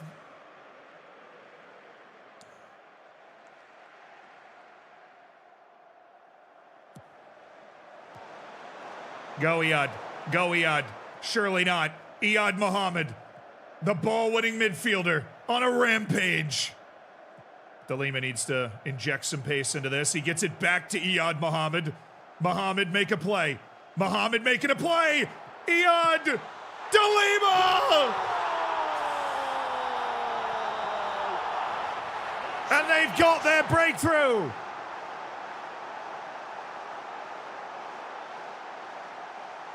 Marvin De Lima from Iyad Muhammad, who's gone on a safari into the front line. Tidy finishing from Marv De Lima. One of those players that's been with the team since the 4th division and has really found his groove and grown with this team. That's the most remarkable thing about this side, is not the new fancy shiny players they've brought in, it's how the players they've had for years have grown. Quieto, one of those new shiny players, Daniele Quieto. Eddie Ademi, the loney. Ademi. Optimistic strike from Eddie Ademi. Bo Jakin, thank you for the tier 1. Enjoy the bacon. Enjoy the emotes. You were born to be a hammer with that name. Enjoy your lack of ads. Yeah, Muhammad Adventure. Wow, somebody on YouTube chat for Marvin De Lima said UD De Lima. That's so good. That is so good. UD De Lima. All right, sub Willie, you're in. Rubio, you're coming off. Sergio, you're coming in. Paul Duran. Wow, midfielders are a little nervous. Okay. Never mind. Let's go with Diarra. He seems happy. He seems ready to go. Diarra, you're in. Musa Diarra. One too many few. Thank you for the 9 months.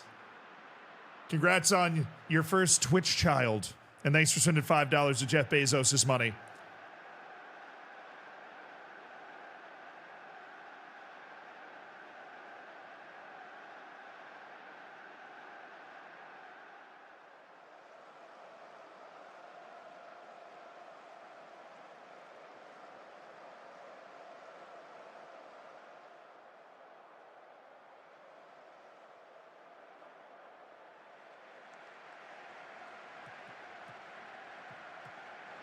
Nice, Diarra. Willie, great options here. He finds Santos. Sergio, De Leon, Quieto. It's Willie! Oh, unlucky. Oh, it was a beautiful play, and Willie just walking it in. You'd expect a goal scorer of his quality to finish that play off. Kind of iced it there.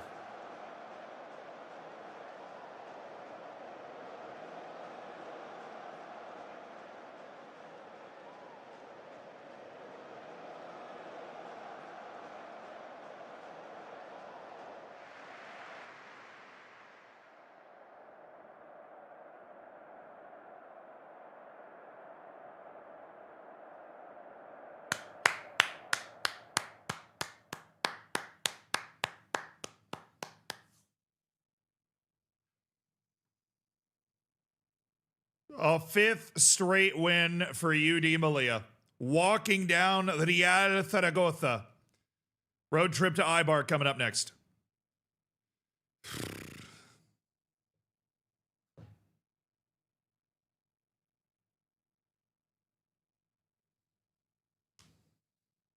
Will the VODs channel be updated soon with the Melilla streams? What channel? You mean like the Zealand Streams channel. So since I started streaming on Zealand Live, the Zealand Streams channel has become dormant because those VODs are stored here. So there's no reason to like post them twice anymore. Because the streams are all logged here in the live tab, so you can always go back and watch them, and they don't get removed after a certain amount of time. They are just there. So yeah, the uncut one, yeah, the full raw streams are here now. So the Zealand Streams YouTube channel, yeah, if you go to the live tab on this channel, then you'll be able to see all of them that you might have missed. If you want to watch every second of the Malia journey, it is available at the live channel. You know, if you don't want to watch the edited episodes, you want the like true long form content, you just go to the live channel and you can watch it. Yup. What's your bowl predictions? College football? College football season's done. Don't make me cry.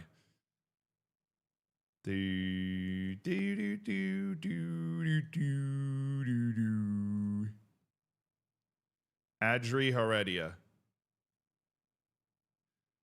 Am I to be I'm wrong? Oh, Super Bowl.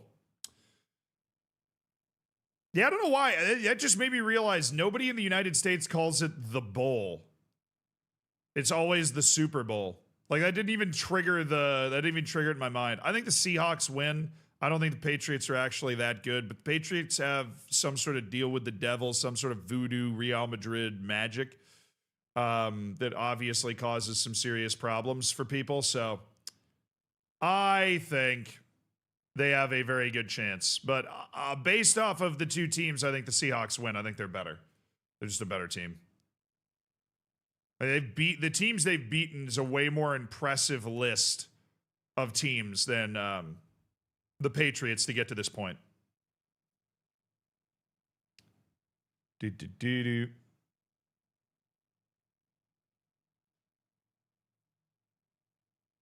the Super Bowl is going to be fun. I mean, it's always fun when you get a quarterback that's going to win it for the first time, you know, and you got.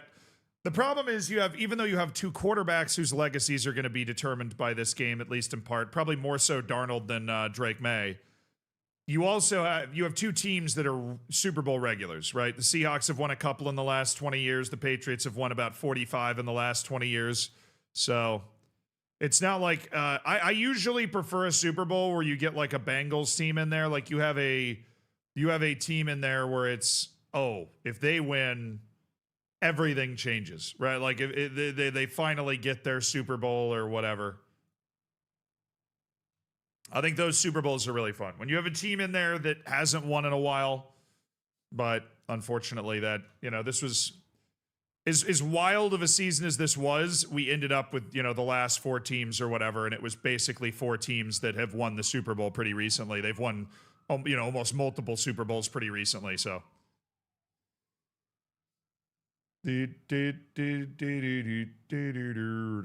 Only one. I thought that the Seahawks. I thought Russell had two.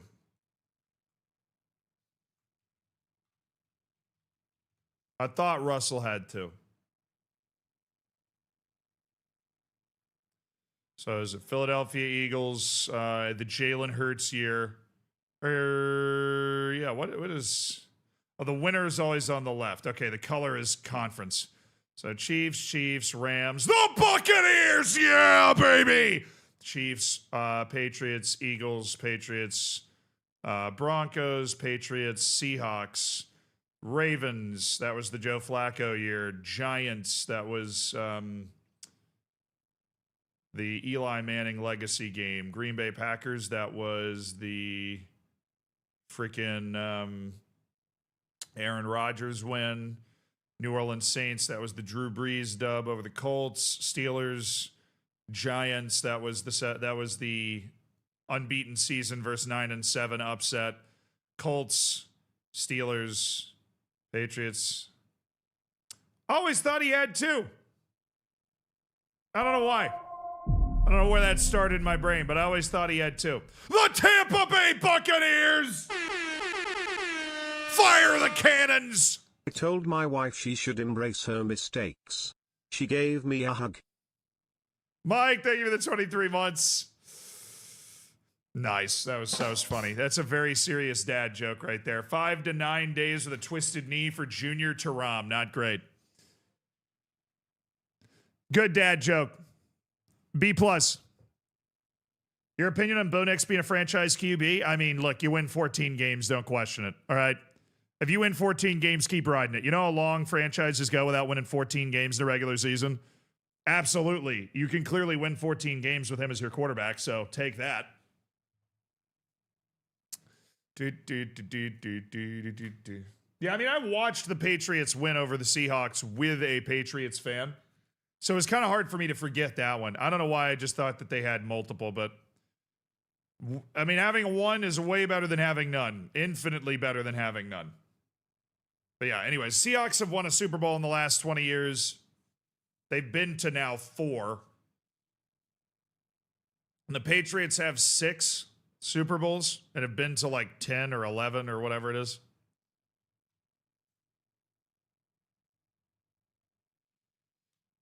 Electric Soda, thank you for the prime.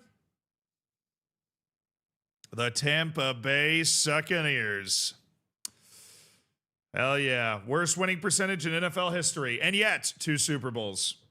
A trade that I think many a team would make. So Taram is out. What was DeLima's? I don't even remember him getting an injury in the first place, but okay. Nico Salvador, you are in. Alvaro, Olmedo, Ungriano, Murcia, Rubio, Salvador, Duran. Where's Matos? We're going to get Matos in here. Bernardeu, Quieto, Ademi. We're going to give Jeremy De Leon an opportunity here as an inside forward. Eddie Ademi at the striker position. We need another winger. I think we're going to be able to go down here and grab Carvalho, bring him up, get a little Gavin Bernardeu. We can't have Carvalho and Bernardeu hanging out here, unfortunately. So we're going to have to go with Barberini and let Carvalho recover a little bit, and then I'll Kaloff and Willie. Got about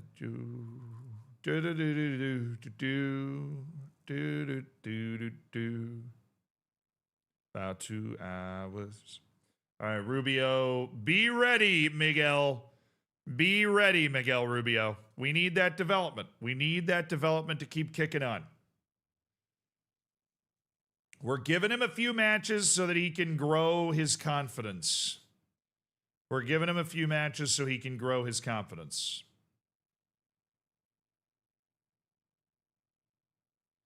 Speaking of growing confidence, we are going to toss Miguel Carvalho into the bench because we have that open spot. Oh, boys, go get him today. Tampa's one of the most successful sports cities since 2000. Yes, well, we have one of the perennial powers in hockey. Hockey Bay, USA. The Champa Bay Lightning. Yeah, the Rays don't do much, and they're not in Tampa. They're in St. Pete, so I don't love them the same way. But the Tampa Bay Buccaneers have 2 Super Bowls in the last 25 years and have won the division like 4 straight years or 5 straight years or whatever it was until we blew it in the back half of the season this year. Yeah. Thoughts on Sporting and Benfica helping each other? Sporting kept Bilbao below Benfica. Benfica kept Real below Sporting. Yeah, I mean, there was also a bunch of other results like, you know, if Olympiacos doesn't win, then Benfica would have been in anyways. So it's amazing how many different butterfly effects happen there. Neither of these QBs are going to have a real legacy. I mean, I feel like it's kind of insane to say Drake May isn't going to have a real legacy considering he's still quite young and just had an unbelievable season. So I think Drake May has a shot to be, you know, like a bona fide Hall of Famer. And honestly, I feel like Sam Darnold does too. Sam Darnold is the second quarterback in NFL history to win at least 15 games in consecutive years as a starting quarterback. The other one's Tom Brady. So, you know,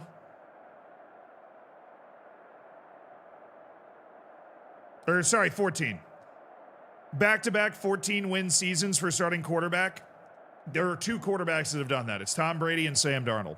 So, I mean, Sam Darnold might not be like a sexy name, but something about what he's doing He wins a ton of games.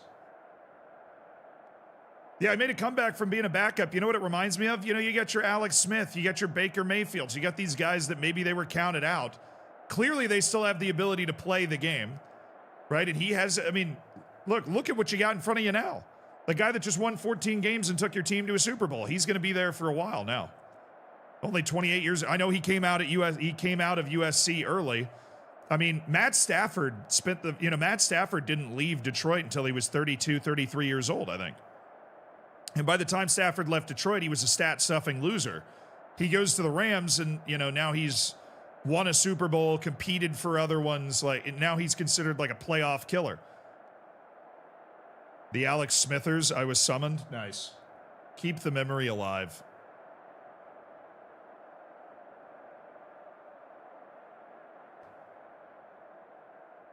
NFL doesn't value development? No, it's a what can you do for me now league. Sam Darnold is developed into a top 10 quarterback in the league. I think that's pretty clear. Like I said earlier, if you win 14 games in a season, keep that guy. Don't question it. You know how hard it is for teams to win. When was the last time the Jets won 14 games in a season? You know what I mean? You just won 14 games. You're in the Super Bowl if you have Darnold. Don't question it, right? That's the guy. Do everything you can to win with that guy, because let's be honest, if you can make it to a Super Bowl, you can win a Super Bowl. If you can get to the final, if things break your way, you can win the final. Enjoy the match. Let's go, boys. Here we go now. Here we go now. Here we go now, boys. Here we go now, boyos.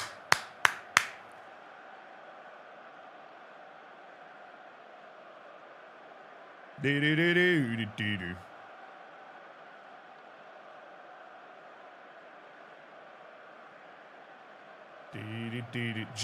Generationally poor decision by the Vikings to let him go. Yeah, it was. I don't know why they bet on, 9, but they did. That bet was dumb, and now they're sitting there without a quarterback. But this is why teams like the Vikings end up without a quarterback. The Vikings almost never have a guy. The last time they really had a guy, honestly, that wasn't like Brett Favre or whatever, it was freaking Dante Culpepper, dude. There are just certain franchises that don't do well with quarterbacks. Tom Brady changed the culture in Tampa, and now we do well with quarterbacks. We bring in Baker, we give him the tools, we believe in him, and he's led us to the playoffs, 2 straight years. And then honestly, it wasn't his fault that we didn't make it this year. Defense just choked, and we have a terrible coach.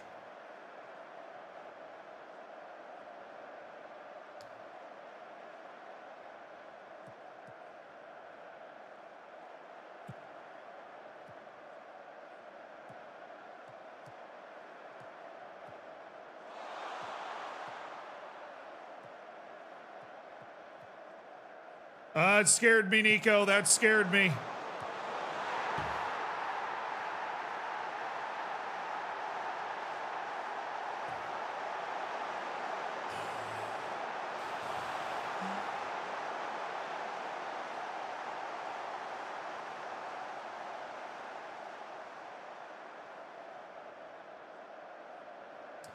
You want to know something funny? The Tampa Bay Buccaneers, in their entire franchise history, had never given a second contract to a starting QB until Tom Brady.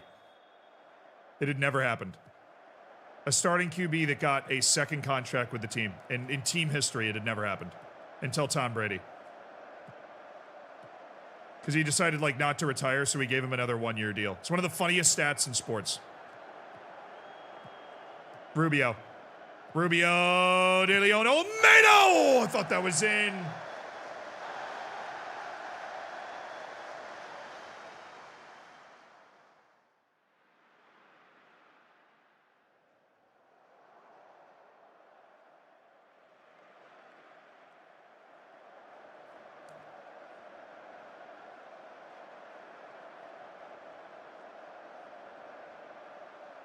And all it cost was his marriage. To be fair, she was banging the jiu-jitsu instructor. I think he probably kept playing in Tampa 1 year too long because he didn't want to have to deal with the fact that his marriage was blowing up. But Florida will do that to you. Florida's not, oh no.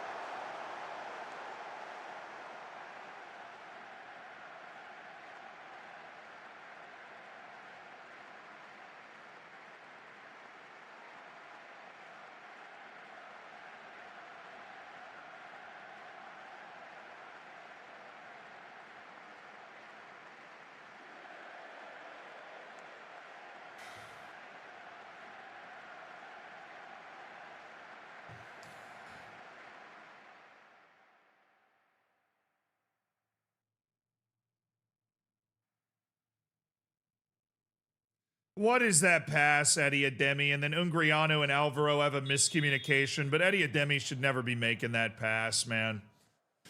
Eddie should never be making that pass. Why is he making that pass? All right, let's get a goal before the half now. Let's get a goal before the half. Ibar is a decent team relative, league position wise, and on the road in the rain, gonna be tough. Matos, good slick pass. Quieto, Salvador, no, skirt.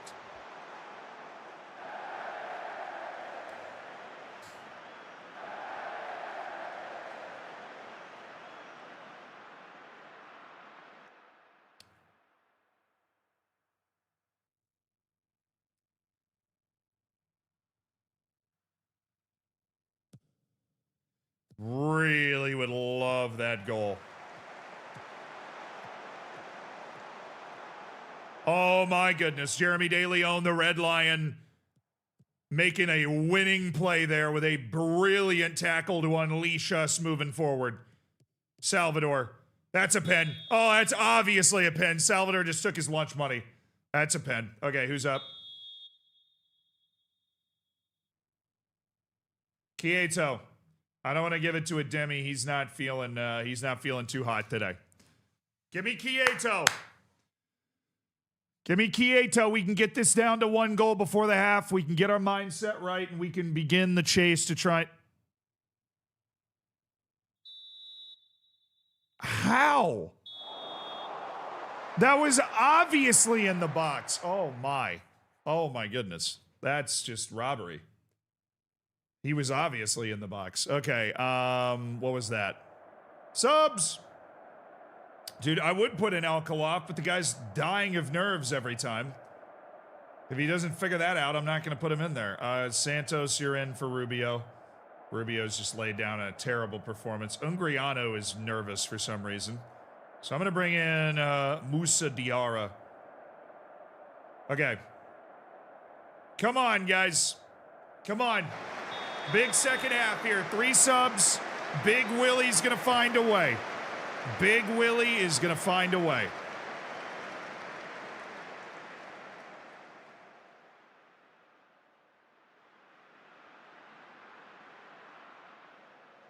I don't want to change anything yet. We're obviously just starting to create before that halftime break, but past 60 minutes, we'll start making some changes.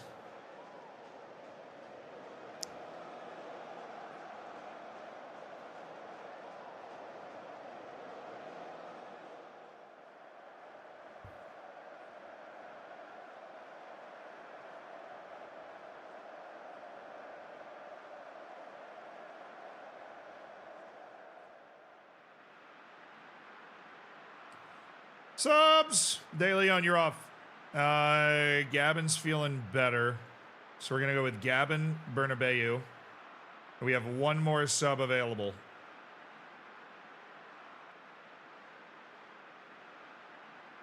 I'm going to go Rocha Santos.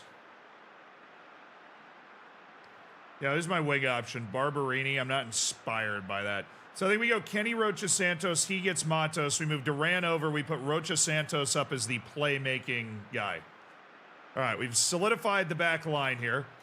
The anxiety of Ungriano after he was involved in that miscommunication has gone away. And eventually we're going to be able to get these subs in. Thank you.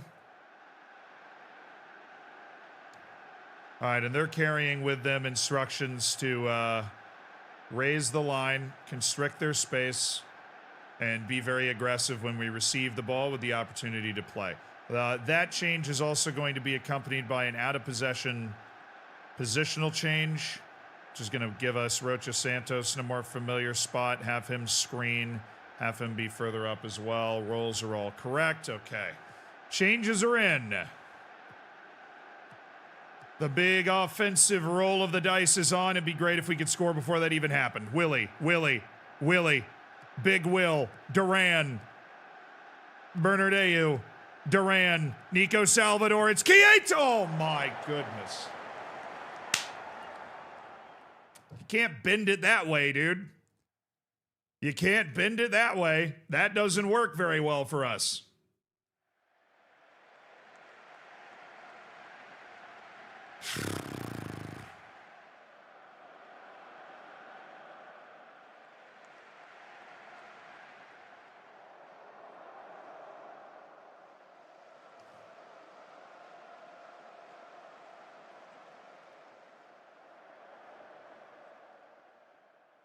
Really? We're stacking XG, dude. We're stacking XG. Just not getting anything.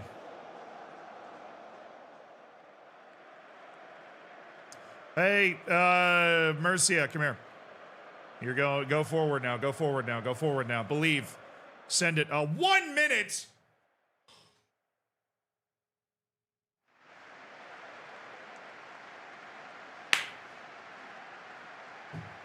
XG Kings, baby. XG Kings.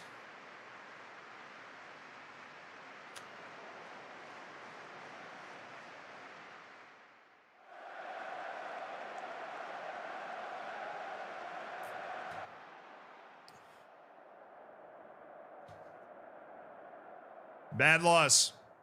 Bad loss. One person bet 1K and got 94K bacon. Damn. Impressive. Now, meanwhile, that winning streak has helped us separate not at all. Because Coruña had also been producing points, so that's great for them. We have closed within 4 points of Valladolid, which is where we freaking were.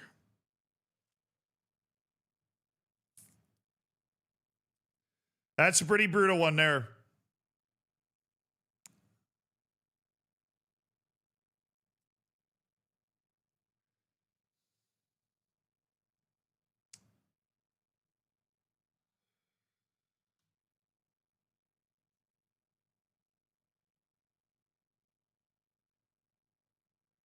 Yeah, I know. There's still plenty of time. Still 14 matches left on the schedule. Got 42 matches in a second division Spanish season. 42. Fan of Willie gifted a sub to Tom. There you go, fan of Willie. There you go. Thank you for supporting the stream with kindness.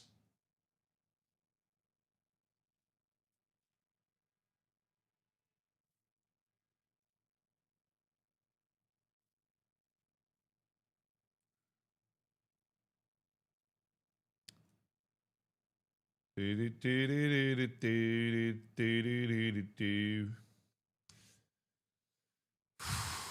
need a better keeper. I guess we've kind of been saying that all year, but yeah, now we've got Alvaro's been pressed into duty while we wait for Ellie Harrison to become clinically depressed, which is apparently what is going to be required. All right, Moussa Diarra has been sent home with a cold.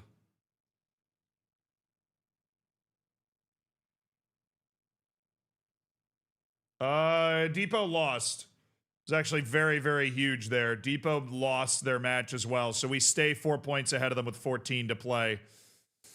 Whew. All right, and the draw from Valladolid means we are 4 points behind them. They gained 1 point on us for the league title. I am way more worried about us going up to La Liga. I would love to win the league title, and I'd love to keep our eyes pointed up, but you know, it's tricky. Noam Kamara.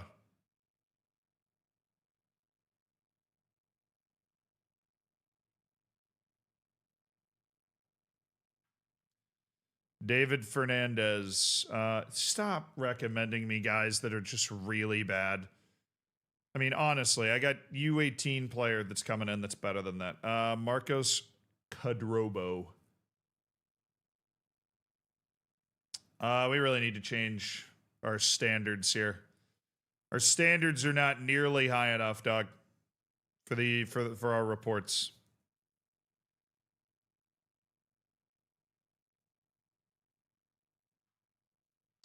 Jan Perez.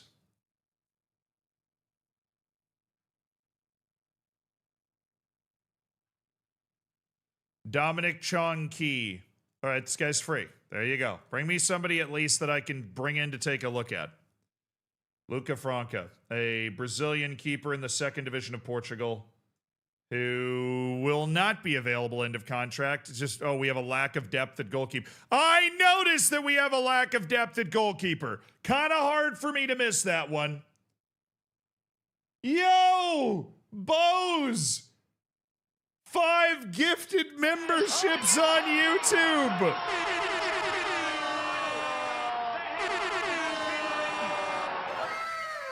Bose has gifted 5 memberships. Jacob, Janak, Landon, Mac, and Neltarine. Welcome to the Memberified. What do we agree on? Well, no, they got Memberified. That's the verb that we came up with. It's the Hammers too, right? They're in the same club. It's the Hammers. I'm not leaving that up for debate. Welcome to the Hammers, all 5 of you. Thank you for being Memberified on YouTube. Now, it's Memberified, chat. We agreed on this. It's Memberified.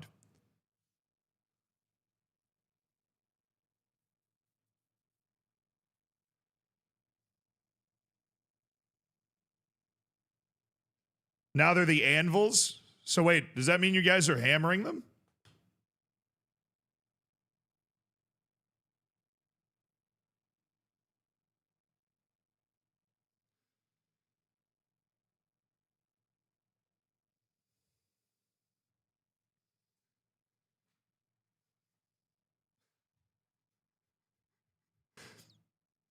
Is that what? Oh, that's what Willie's for. Oh, now that makes a lot more sense. Okay. Gasimus Silla. Michelle Hunchins. Yazid Musa. Yazid's got a little sauce to him. Definitely going to put him on a short list. Noah Tiehi. I mean, if he's got good potential, I suppose he could be a guy we're interested in. But again, I'm hoping we're about to take a massive... Okay, what is going on here? We got a 6'6" winger? Nobody was ever like, hey, man, you ever, I don't know, tackled the ball off somebody before?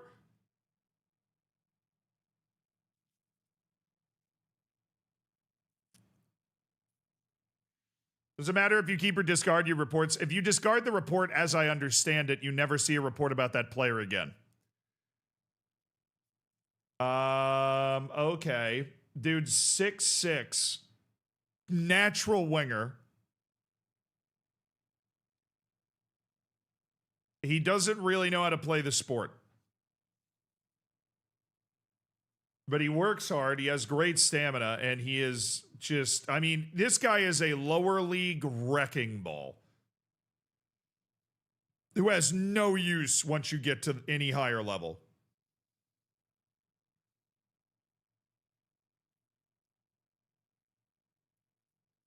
Those floated balls to the back post have never looked better. They've never looked better than Franco or Kara. David Dunn from Ireland. He's at Monaco. Okay, Darnell Kumo. No, Yanni Throck. Yeah, we'll keep this guy. See, there's other guys, I'm keeping the report just in case they develop to a point where I'm like, oh yeah, we would absolutely want this guy. Severi Niskanen.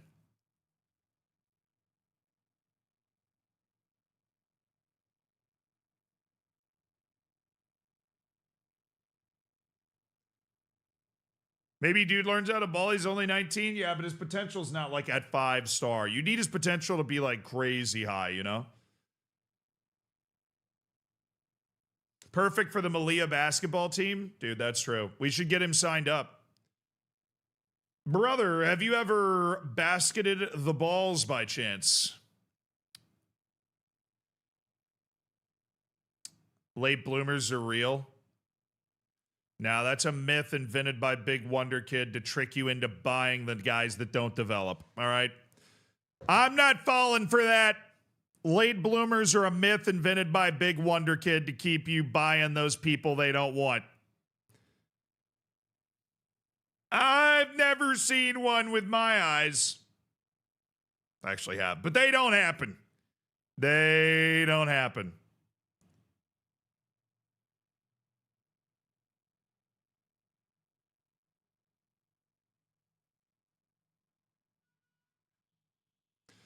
Marcelo Triple. Oh, this is the guy that every coach and scout that gets within 20 feet of him thinks he's the second coming. And he's not. He's just not that good, dude. He just ain't that good, brother. He ain't that good. I don't know what you're saying.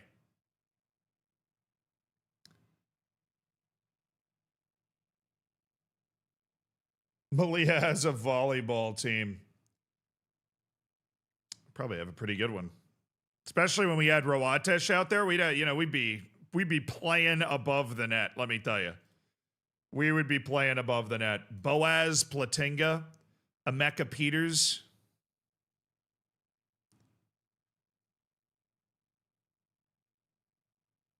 Daryl Hoopsell.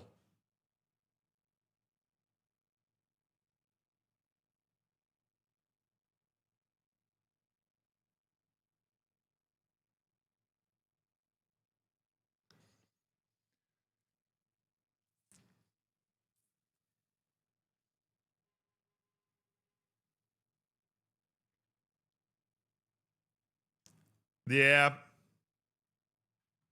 He's okay. Till Road. Till Roadie.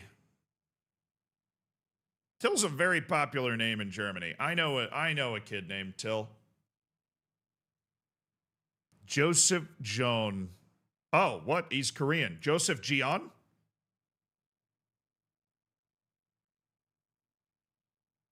Sorry, bro. Shit. Needed the nationality to help with the pronunciation of the name. That's my bad.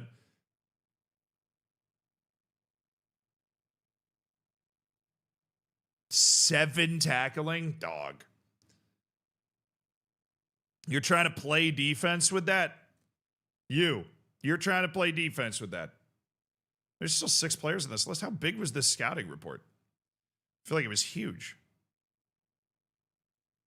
Santi Del Rio. Hey, Canadian. Nice.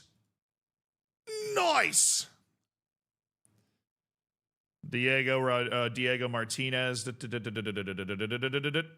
Oh, he's a Castilla guy. That's pretty sweet. Juvenile. Samu Cortez. Normally it's Till with 2 L's and not 1. There's only 39 players. That's pretty big for. Well, I guess this probably was like a deadline day report, or maybe certain deadline days got involved in it.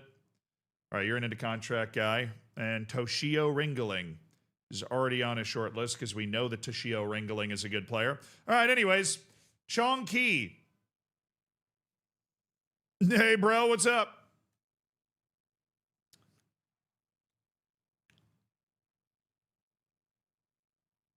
We're going through my liked songs today, which is a very, very large list.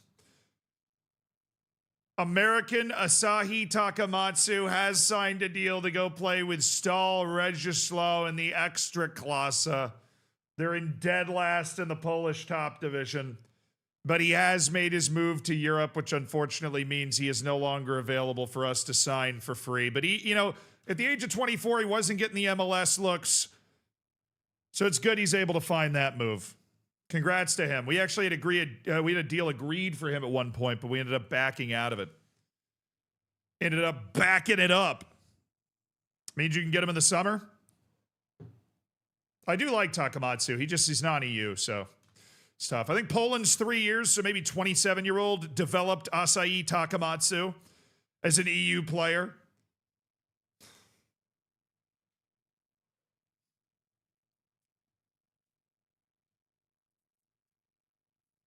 Hey, but you know what? What we weren't counting on at the time was the emergence of Willie. Was Willie rising to the occasion? We were not counting on that at the time, and I'll tell you what, he's become a much bigger player than I expected. I was pleasantly surprised by his growth.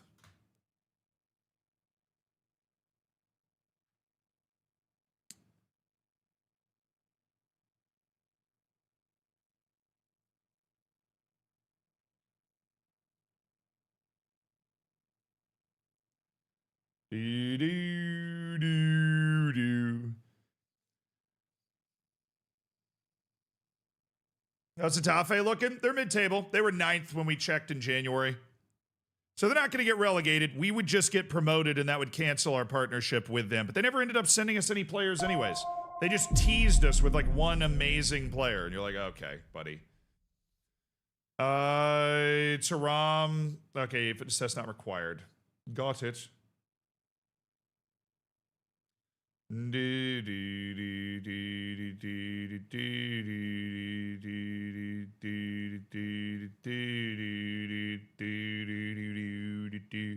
All right, Almeida, Ungrianu, Murcia, Alvaro, Santos, De Lima, Duran, Matos, De Leon, Quieto.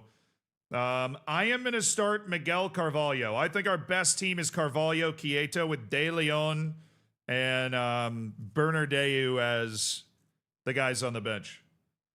I think that is our best team. Now, we are really deep and we've got good choices. And is this guy actually good? He fits our team really well. He's got the TikToker hair, though. I don't know how much I can trust that. We're going to start Willie. We're going to give Willie a start. He's scolding hot. He's got 17 goals this year. He's our best goal scorer. Cordoba's in 6th. They're in the playoff race right now, so this is a very important match for us. Iyad Muhammad. We got to get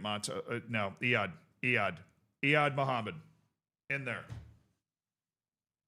Get him in there. Get him on the field.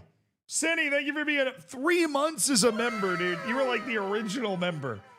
Exponential growth for Willie. Congrats on your 3 months, brother.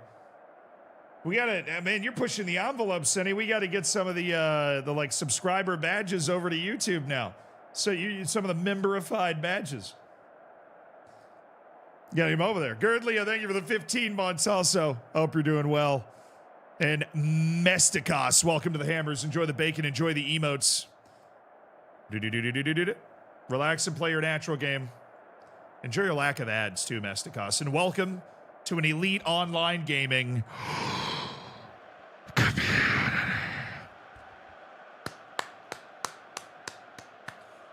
Welcome to UD Malia. Cordoba is in town as the second place team in the second division of Spain tries to continue its truly remarkable feat thus far of potentially working its way into the top 20 clubs in the entire country, except they're not there, at least not on the same continent. We are in North Africa for this match today. 6th place, Cordoba, who are battling for a playoff position to get up to the Liga themselves. And UD Malia coming off a defeat at Eibar that's ended a 5-match winning streak for this African side. Well, Willie just got hurt. Hey, Al-Khalaf, you're up. I haven't been able to give you a chance yet, Al-Khalaf, our 20-year-old Syrian loanee, who I think is really good. We're going to give him a chance to show it. Him and, I'd love to have 3 strikers that can get the job done, and I'm trying to punish Eddie Ademi. Willie picks up a minor injury, so we bring him off. We'll put Al-Khalaf in. I love what he can do in training. I love what we see on tape. I just want to see if we can get him to do that here.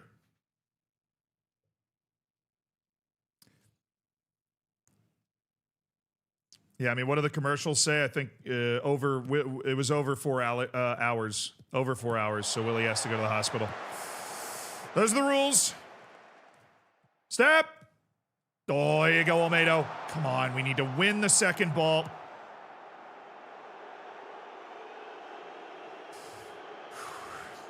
We have plenty of opportunities to prevent that from happening. We've got to win a second ball here.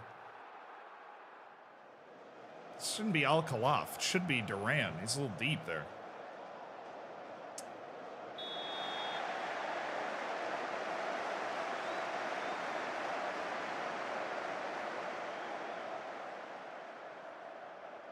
Leave the target forward alone.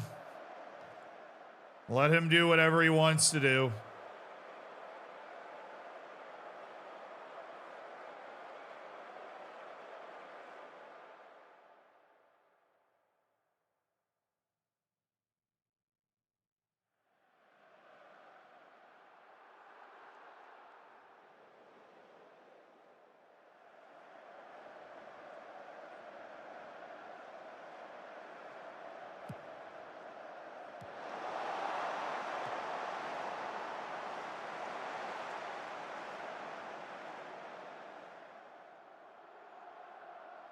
Roll it! Thank you.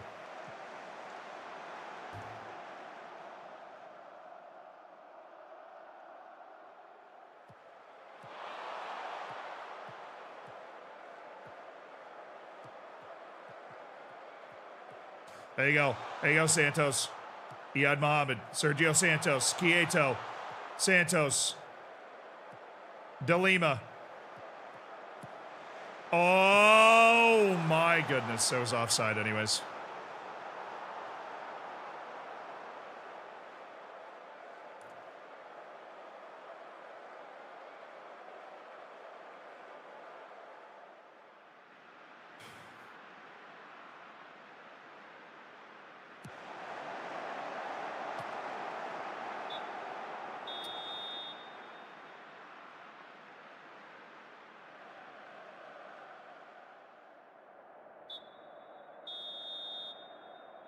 All right, who wants it?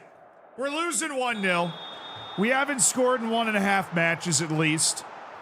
Who wants it? Somebody's got to show me that they want it. Somebody's got to show me that they can make a play when things aren't going well here. Somebody's got to show me something.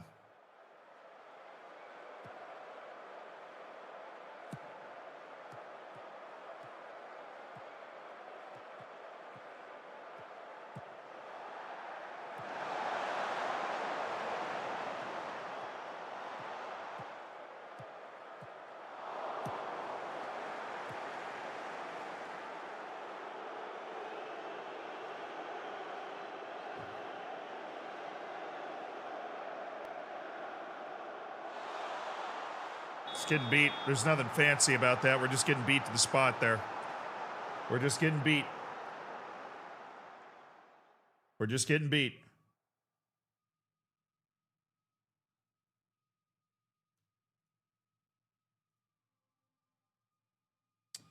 All right, Alcala, if you're off. Ademi, you're in. De Leon, you're in. And Bernardeu, you're in. Just complete swap of the front line there. Jeremy De Leon is going to... You're left-footed, right? I mean, I always forget. Literally always forget. Yeah, you're going to wide forward on the left. Why is De Lima anxious? That's a good question. That's a good question to ask. So I have one sub left. Rubio! Get Santos. He's just playing poorly today. I don't know what he's doing. Let's go.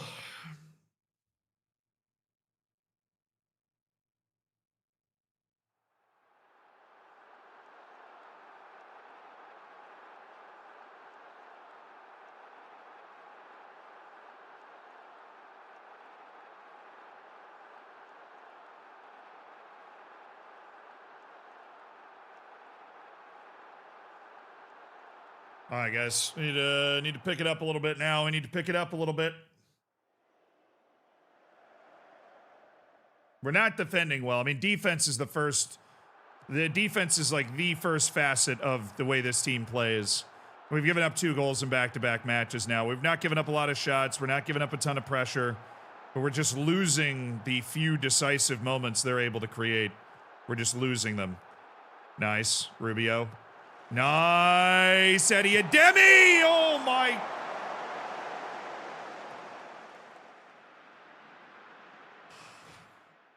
Somebody out of my 15 forward players is going to have to figure out how to score a damn goal real quick.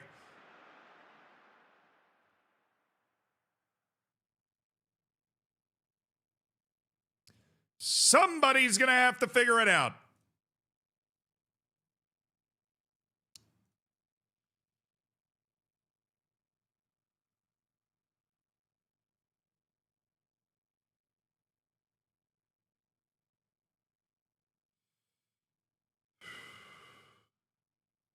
Not going to increase the directness of our passing.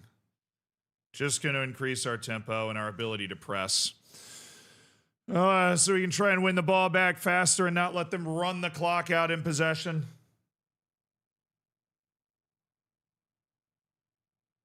It's been 5 minutes since I wanted to put that tactical change in. Thank you. By now, we are now going to go up to very attacking.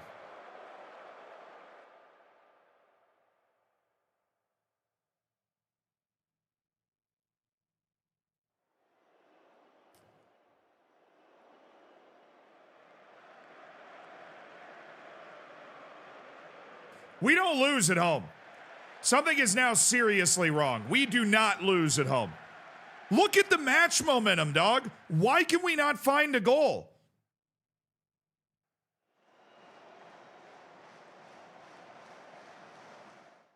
Like a loss on the road in the rain where we make like a terrible mistake and don't get a penalty call, okay, but we didn't deserve to win this match. They won the key moments. We did not win the key moments. Everybody's match rating is bad. Santos, Quieto, Carvalho, Willie picks up a knock. Alcalaf does nothing. Ademi does nothing. De Leon does nothing. John Duran, Paul Duran had 6.7. De Lima did nothing. We got nothing from every key play. That was not good. That was not good. That is alarming. The alarm bells are ringing now, chat. The alarm bells are now ringing. That is not good. It was a bruised ankle, Willie. You probably could have played through that. I don't know if I needed the orange, bro. I don't know if I needed the orange there, bro.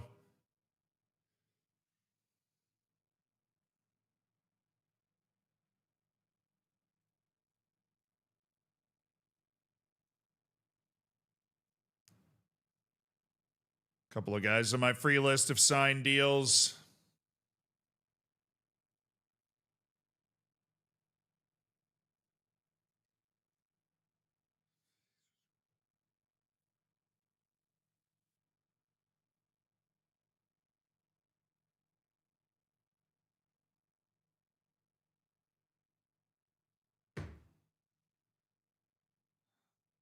I mean, at some point, this guy has to decide that he wants to play the sport again.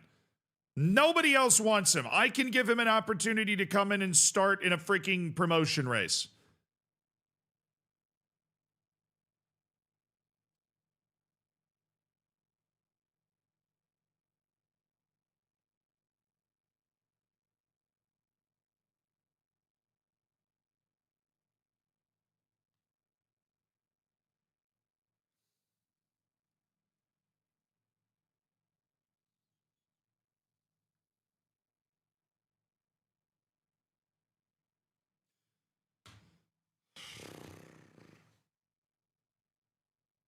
Ugh!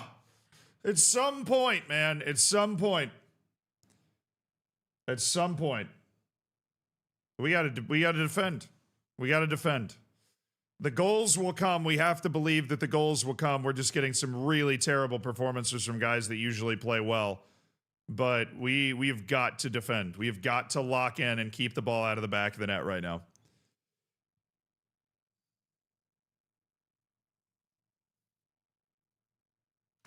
We have got to lock in, dig our heels into the dirt, and defend. We got to just shut the other team down the way we are more than capable of doing.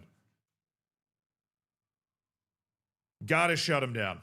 Ellie Harrison or not, we've got to be able to shut teams down that we're playing. We set up in a way to be able to shut teams down. When we are winning, we are shutting teams down.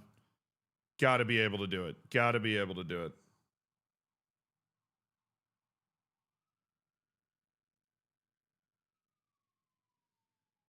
Bojo Mikelic.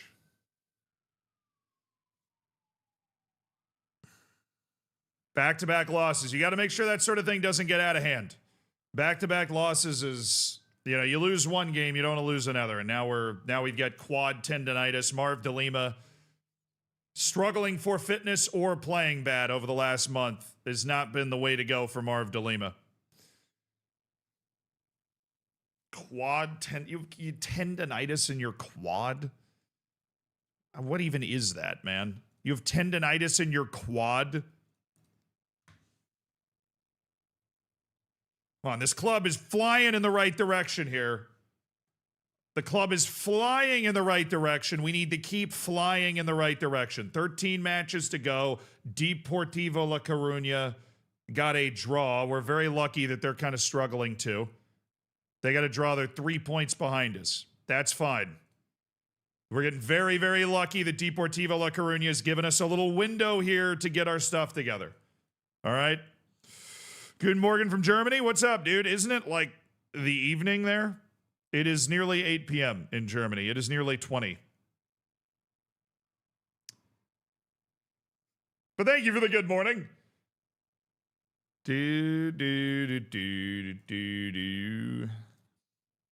Honestly, kind of gotten used to the, oh, come on, Alkaloff. Food poisoning. He's going to miss the next match. It's all right. He probably wasn't going to play anyways. Gave him his chance in the last match, and he didn't do anything, as well, along with the rest of the team.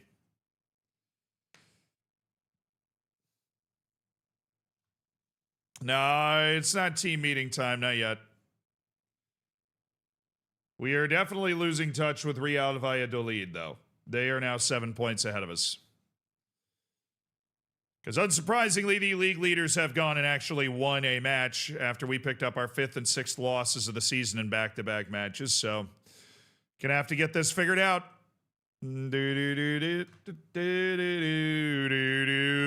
a good combination of players that can do something. Carvalho kind of disappeared in that last match. He kind of completely vanished.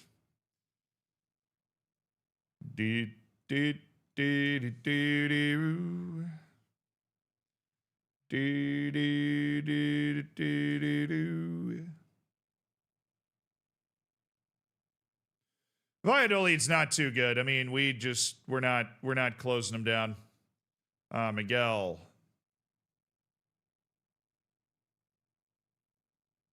Try and general rehab. Try and recover whatever you might have lost. Marv de Lima. Same thing. General rehab. Willie's back-ish. Junior Taram is back-ish.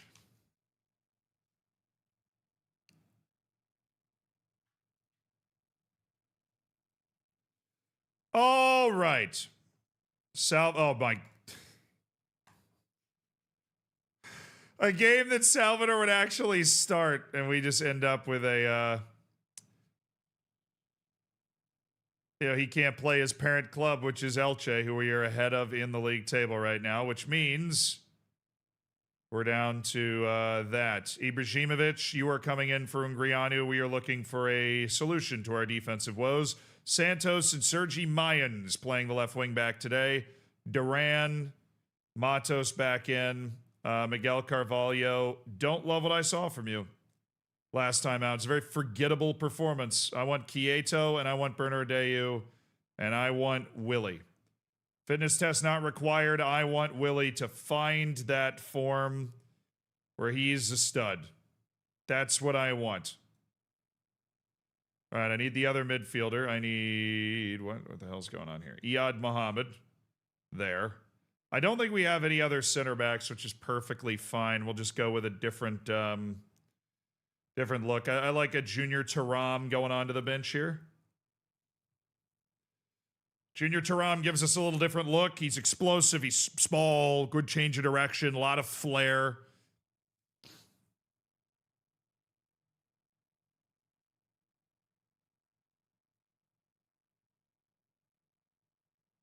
And Barberini takes that spot. Eddie Ademi will take that spot. Barberini there. Not that it matters. It'll get all shuffled up later. Oh, and De Lima. I should not have De Lima here. We should let him recover. He was not cleared to do anything. So we're just going to bring up Mensa and have him in there. All right, so Alkaloff and De Lima not available. Salvador not available because we're playing his host team. All right, yeah, I know. We're lacking a little match sharpness here and there. Need to start maybe considering like a midweek friendly to get match sharpness up with the guys on my bench, because this whole playing one match a week, the match sharpness just dies. I'm fed up with a recent bad form. Put it into it. That's it. On the road against Elche. They're 11th in the table.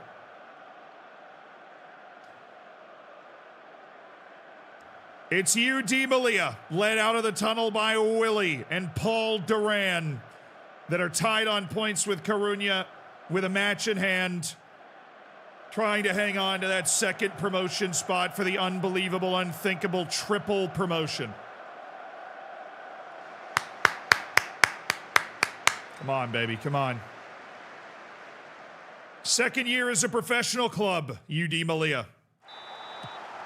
They've gone beyond their wildest dreams. Everybody's interested to see whether the 2 consecutive losses all of a sudden have been a crashing back down to earth for this club that previously had won 5 straight. that added a good number of players to its rotation through the transfer window. All right, Mayans. Sergi Mayans. Mayans chips it. Quieto. Quieto blows by one. That's all right. That's Mayans. Good hustle. Quieto. He's gone for a ball. He's got Santos who... Oh, my... Post Pounders FC at it again. Olmedo. Santos. He's got the little turn. Now Olmedo. What's the first thing we're focused on, though? Defense. Play good defense.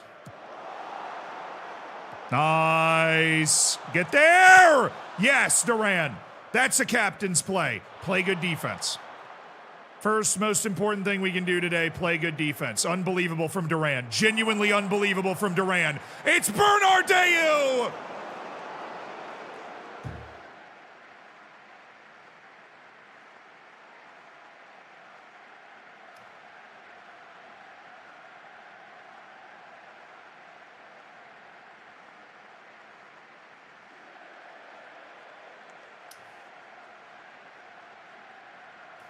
World-class play there from Paul Duran, the former Real Madrid Academy man who is now a 21-year-old captain of the club. That was on target. It was saved. Puri Diaz kicked that away. That is an unbelievable miss for Gabin Bernardeu. Very good play, though, from Duran. Duran's received the message. He's raised his intensity. He's going to inspire the troops as the captain, and I am hopeful with that we'll be able to pull off something. Nice. Duran again. Matos. Up to Bernardeu. Willie. Great ball to Kiate. Dude, that's 3 one-on-ones. If you count the Santos header, we've been in on goal 3 times.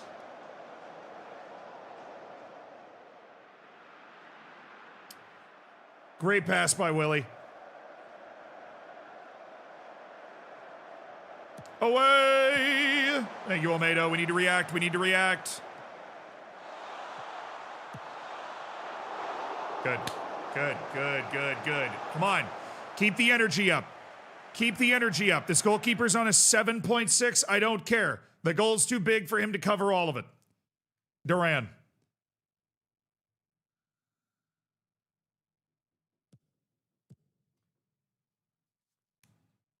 Hello?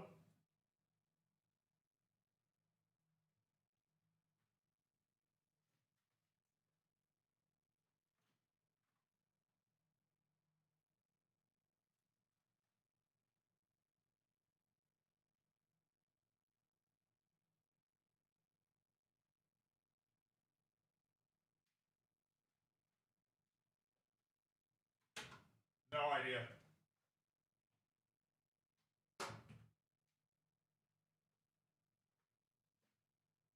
Thought I heard a knocking sound.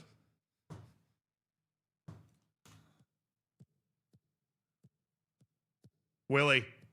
Willie, he's still going. Willie!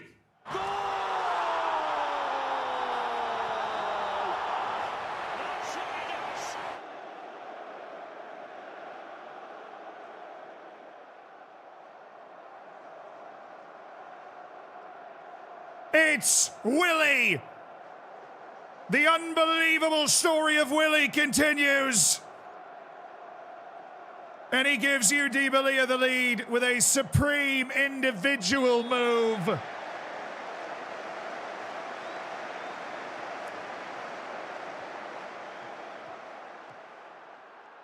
Alonso, Redondo.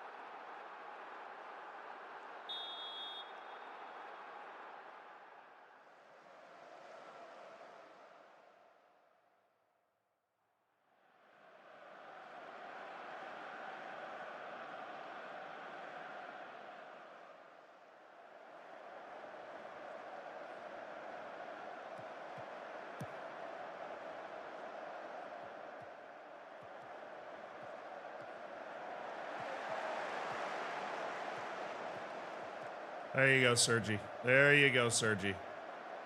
That's better. Quieto.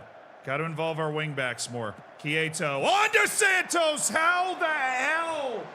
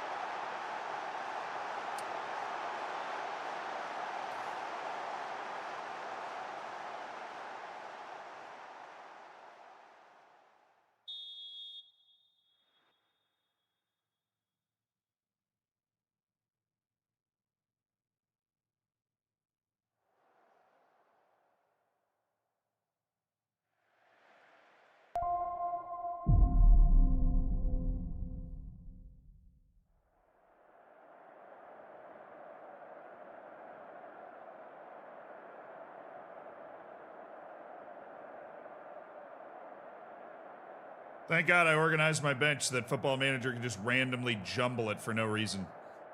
Really appreciate that. We're subbing out 2 center backs. Diarra and Ungriano are in.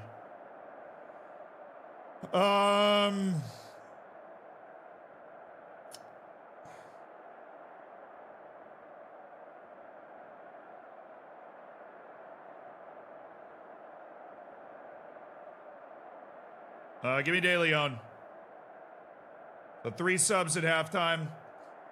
Tell them not to let their heads drop too much. We've been the better team so far. We're unlucky to be behind.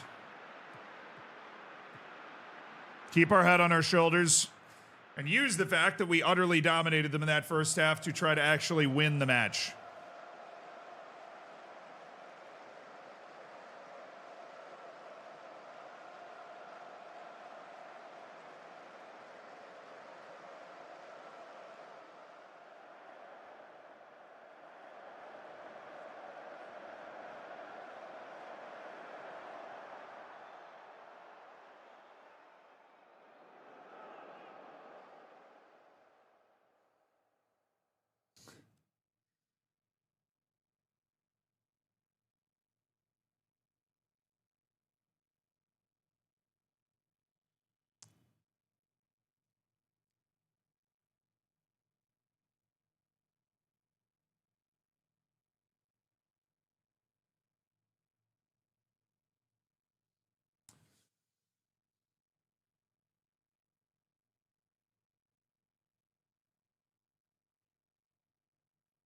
Willie's picked up a potential injury, which is unfortunate, but he hadn't really done a lot in the second half. So we've got a good mindset. We have a very good mindset from the team, from the guys around the team.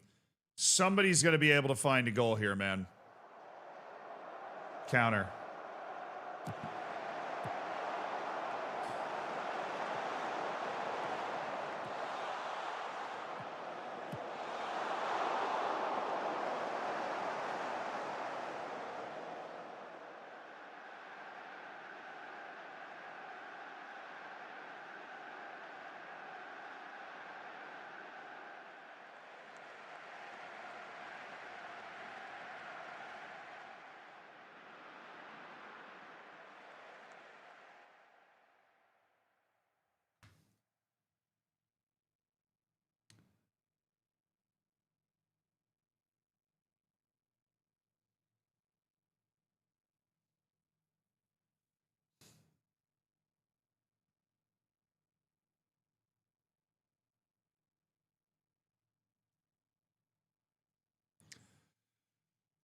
Get De Leon. Get him out. Get to Ramen. Somebody's got to have the answer up there. It's not De Leon. It's not Gabin. Somebody's got to have the answer somewhere.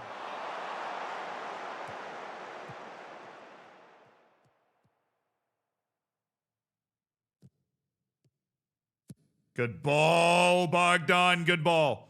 Sergio. My goodness, this actually looks pretty good. Oh, I mean, of course. Hey, part of this change, part of this change, part of this change, overlap.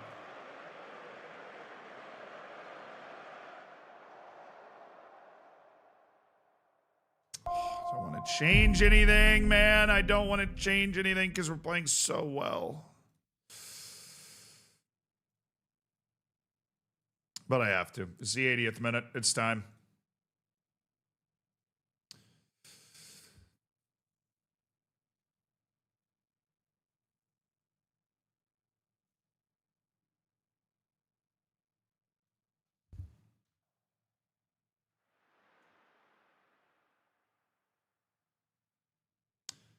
Wrong thing. There we go. Inside winger. Not inside forward.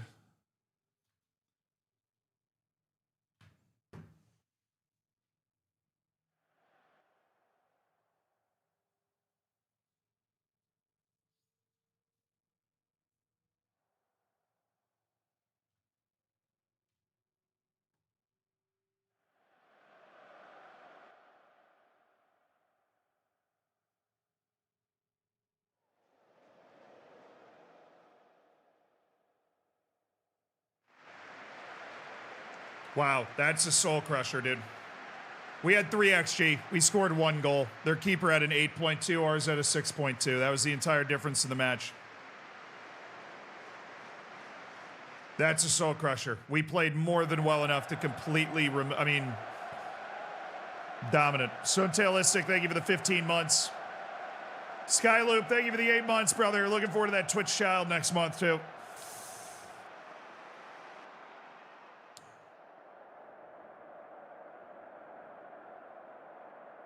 Just gonna tell him I'm disappointed we didn't win because I feel like we created enough chances to be able to win. And I'm not gonna tell him anything else. No team meeting, no nothing. We're just going into this match cold turkey. We're tied on points with Coruña now. 3 straight losses out of the blue. Absolute gut punch. Alvaro seems to have finally run into a wall where his special magic is gone. We can't get the one decent free agent goalkeeper we know that exists anywhere in the world to come play for us.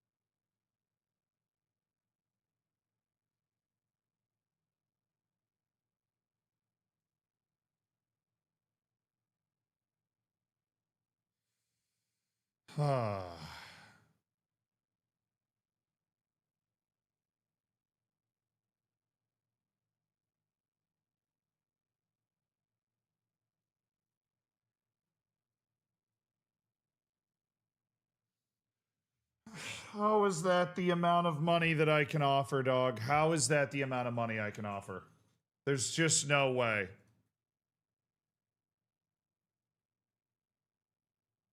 There's no way. Like, genuinely, there's no way that's the amount of money I can offer. It doesn't make any sense to me. It doesn't make any sense. I'm well under everything I need to be under.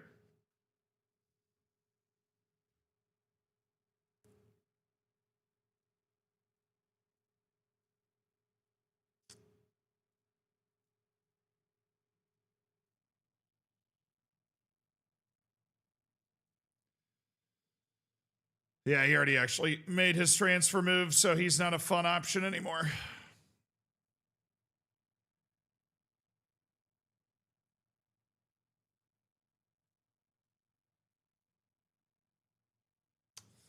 He's not very good. Dominic Chong-Ki.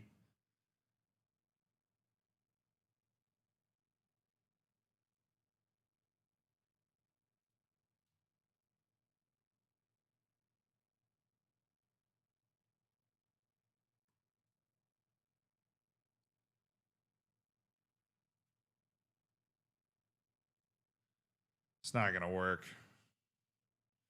It ain't going to work.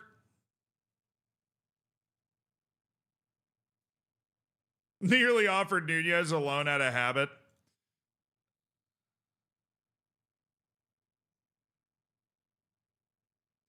I couldn't even play him in the last match because we were playing you.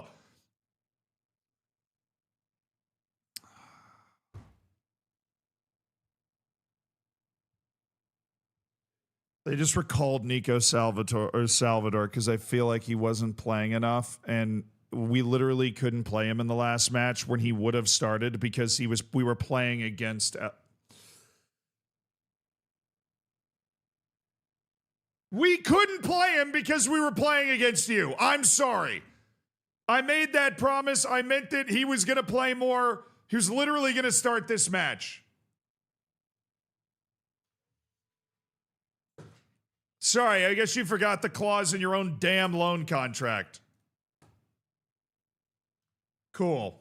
Our rotational left wing back, along with Marv DeLima, has now departed, and Sergi Mayans is now the full-time backup left wing back after a stirring 6.2 performance.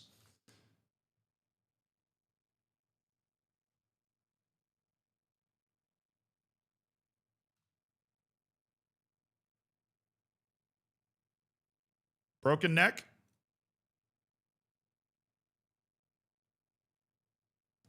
Dude, I saw this first. It says he's still around 4 months left in his current loan, and I was like, oh, 4 months. Bruised ankle.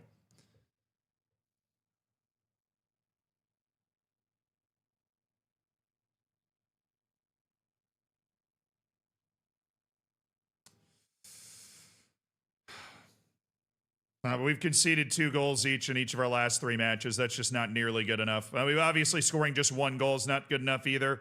Clearly, we ran into a goalkeeper who was playing out of his absolute mind.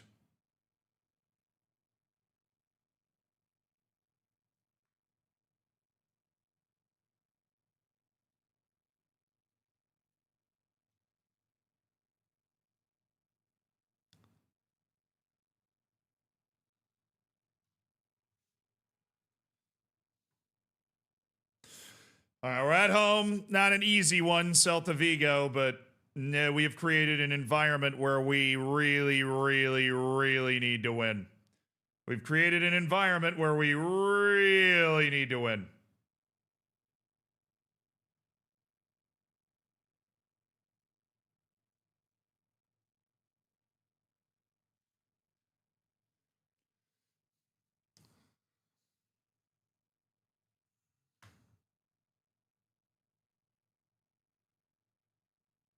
Thomas Galvez is not still available.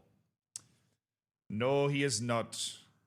And even if he was, we wouldn't want to sign him because Sergi Mayans can still back up left wing back, and we need to save every ounce of money we have for Ellie Harrison eventually.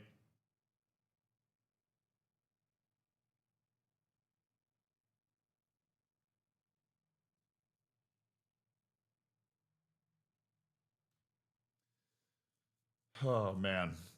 Oh, brother. Oh, brother.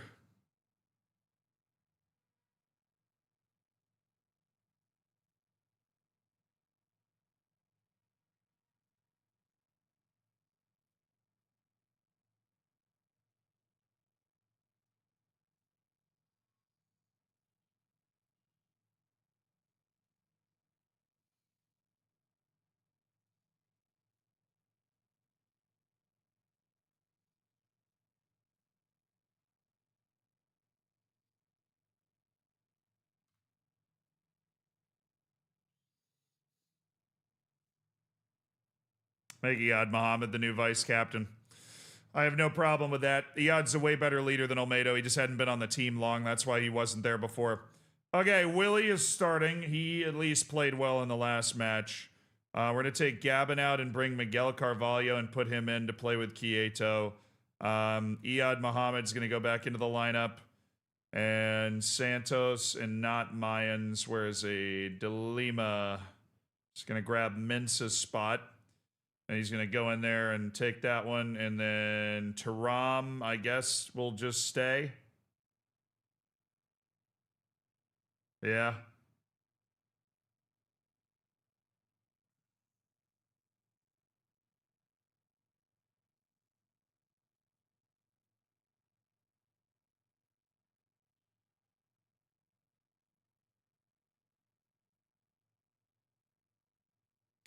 Ungriano, you're in. Okay. We need to win here, baby. We need to win.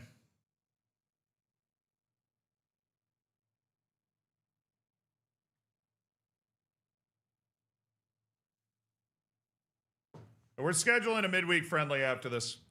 We had too much lacking match sharpness for this point in the season. Some of it's injuries and some of it's the fact we seem to play once every 8 days. KLH, thank you for the 3 months, dude.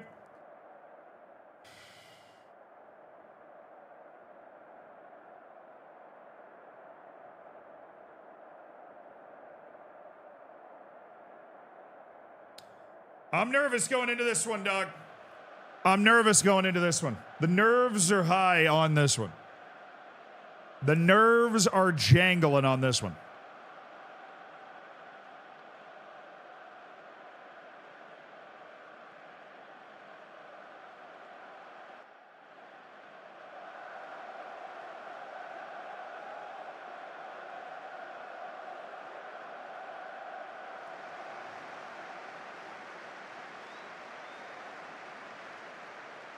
Let's go, boys. Here we go. Here we go. Celta Vigo on the north coast of Africa. God, what I wouldn't give for a nice early goal here.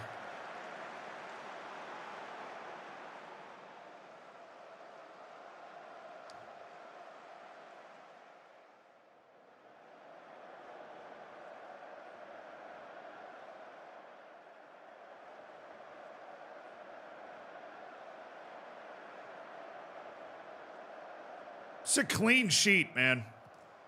Keep that sheet clean. Nice. Good positioning. We're fine. Olmedo, you need to be able to get that ball wide. Thank you. Oh, Sergio somehow made that work. Sergio to Carvalho.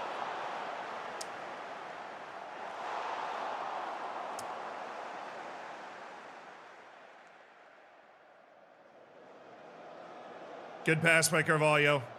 Good aggression by Santos.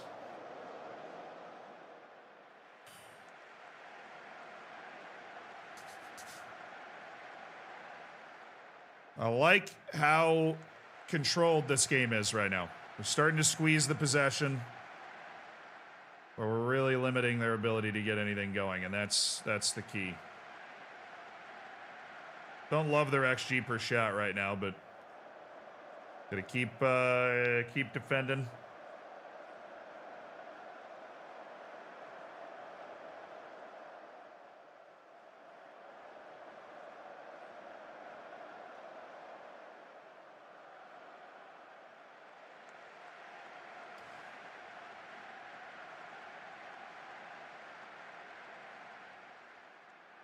Come on, dude.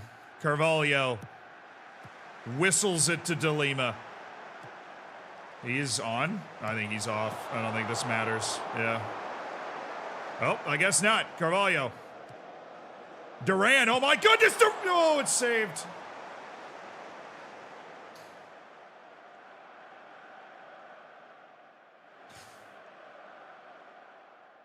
Got a lot of shots so far. Focus on that. That's good. A lot of shots so far. I like the mindset of the team. We're going to go with the same guys. Let's go. I like the mindset of the team. I kind of like the way we're playing. This feels like an old school Malia match that we win 1 or 2-0 when we find those goals in the second half. But the mentality of the team's in a great place. We've got our guys ready to go out and do what they need to do. Santos with a nice play. Carvalho. Sergio. Stepping right through. He's playing a stormer. Sergio Santos. Ahead of the team. It's Willie. Oh, my goodness. Good pass, good run, good header.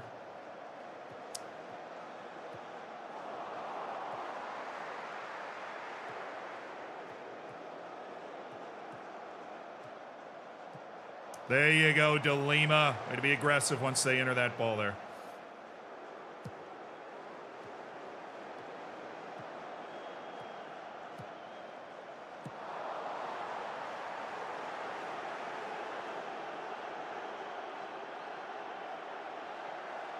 There's not much you can say and not much you can do, chat.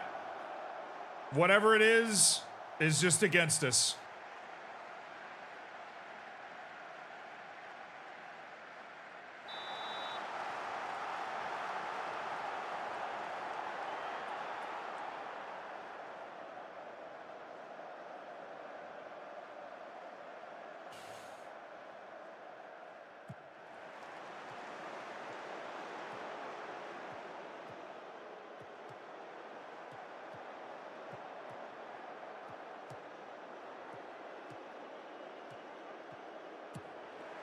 Good ball, Quieto. Good ball.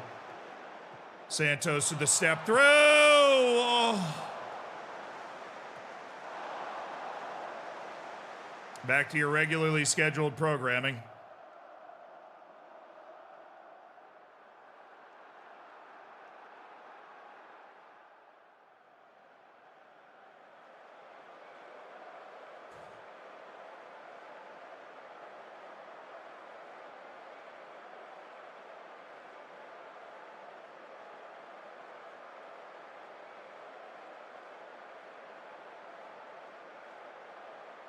A great mindset on the bench from these guys. So we're going to try and get that mindset, in on the defense where the struggle seems to be mentally. Up front, we're not getting good ratings out of Quieto, so we're going to look to make a change there. We're obviously not getting a good rating out of Willie. We're going to bring in Eddie Ademi for him. The question is, who do we want to bring in on the left wing? And I'm thinking we go Jeremy De Leon. We roll this back, back to the olden days here. We run a wide forward left, an inside forward on the right.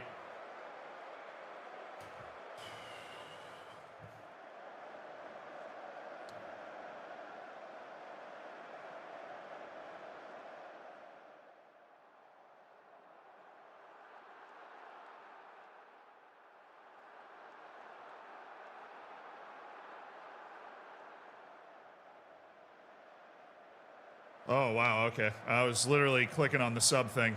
Please be the equalizer.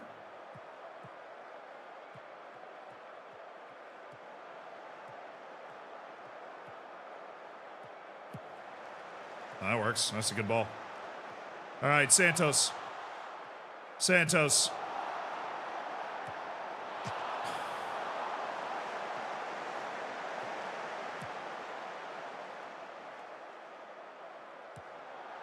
Ibrahimovic doing a really good job. He had a nice pass there earlier, too. All right, I liked that a lot. That's our ball. Easy. Duran. Ibrahimovic. Murcia. All right, quick out the Diarra.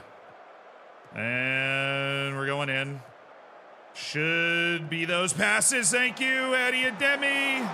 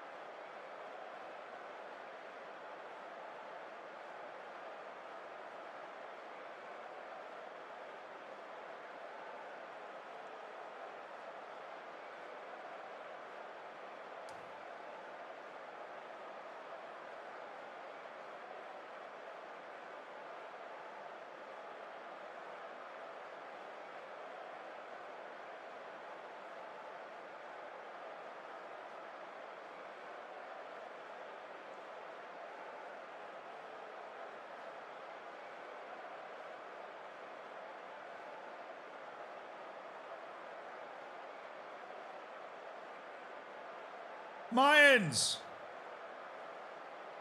No. Rubio. I know he's playing well, but he's exhausted. He's been tired since like the 60th minute. Rubio, you're in.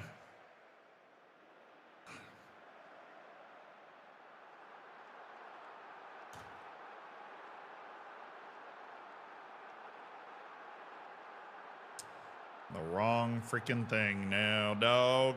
Wrong thing.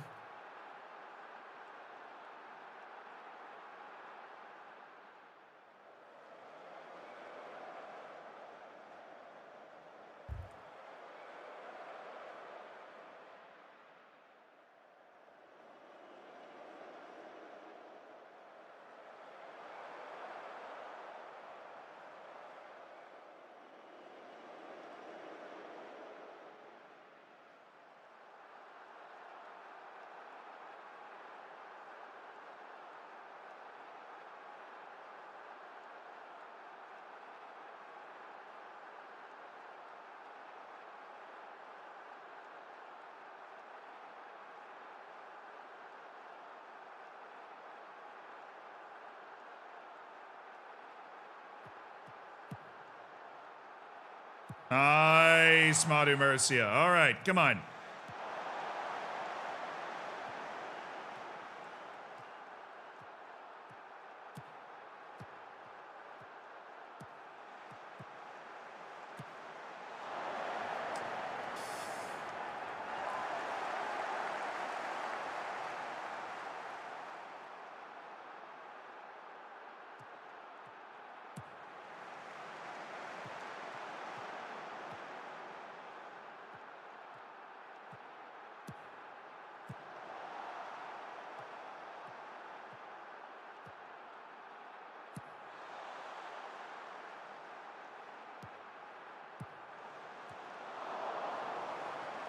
The highlight's still going, which I consider wonderful news. All right, Duran goes, picks the ball up. He's got to get it to somebody. There we go. Rubio. There we go. No, dude. How can we not complete that pass? That's not even a hard pass to complete.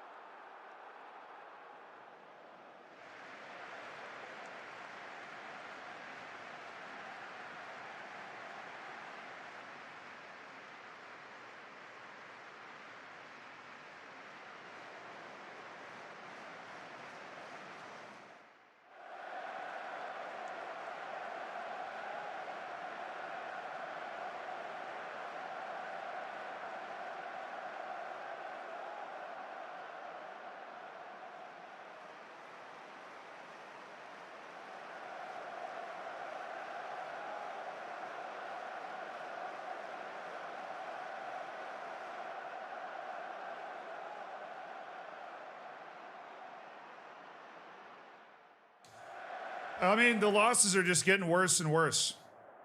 The losses are just getting worse and worse. We're still playing well. We're keeping the mentality of our team up. We're doing all of the right things. The losses are just getting worse and worse. I have no reasonable explanation for how we didn't win that match. That was just... Yeah, I don't know. I have no idea. I have absolutely no idea. I have absolutely no clue. All right.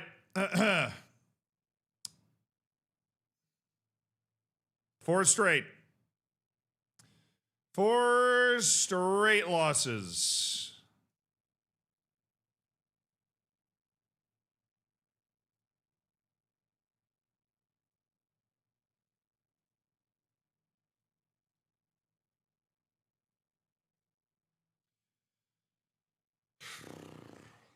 Some local friendlies. We need to get the match sharpness of our bench up so that we can use more of these options without feeling like they have absolutely no chance to do anything. Because their match sharpness is too low. So we now have the depth to be able to do this. We're just going to do it.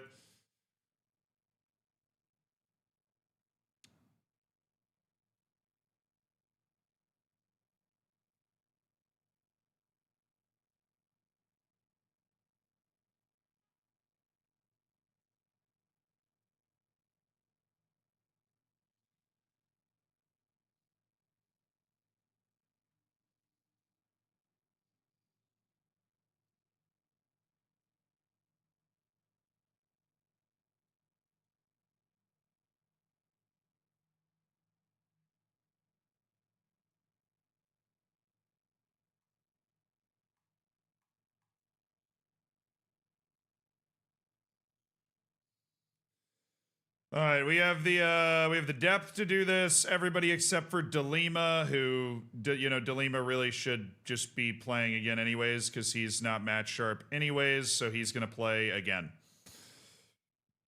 All right, it gives some guys some run. Some guys that desperately need some run. I mean, there's no way out of this other than just keep playing the way we have been, and eventually the ball's going to go in for us because we have talented players that can score goals, and eventually they're not going to score that one goal. It'd be great. And if Alvaro ever wants to make a save again, he's more than welcome to. But to be perfectly honest, the way our team plays, he shouldn't really need to. Yeah, I mean, we've lost 4 straight matches. We have officially now fumbled away our automatic promotion spot, I think, due to matches played or something. Depot is now 1 point ahead of us. Leganés is right there. Valladolid has gone from 5 points ahead of us to 14. Yeah, I mean, we now are in a position that at the beginning of the season we would have shaken your hand off for, which is we're 1 point out of automatic promotion with 11 matches to play.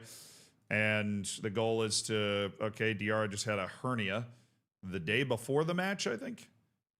Or no, that's my center back. Great. Mohammed. No. Hey, Miguel, you ready yet? 5 to 10 days with the specialist. Okay.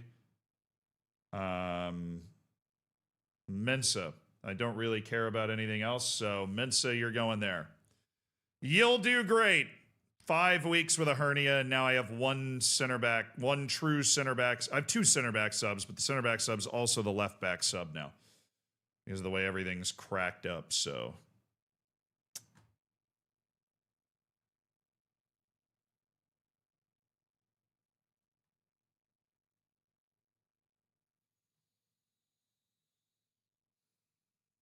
Let's assume for a second that we're not going to be able to get him back. Kevin, are you foreign? No sneaky Irish thing for the O'Tools? No? Okay.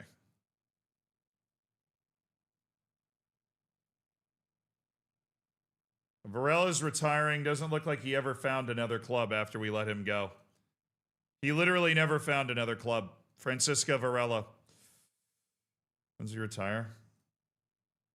Oh, his physical ability's gone so far down. Yeah. Oh, no.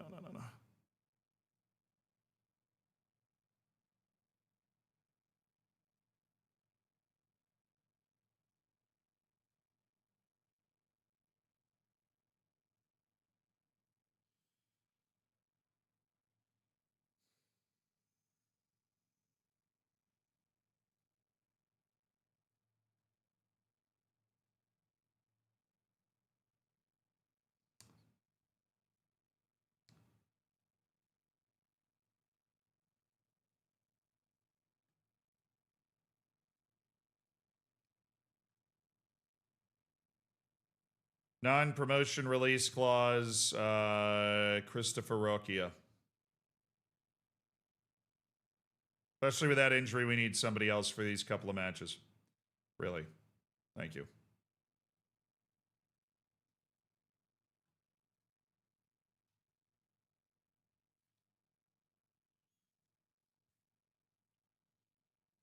Is our friendly that we're running in order to get the fitness up within our team.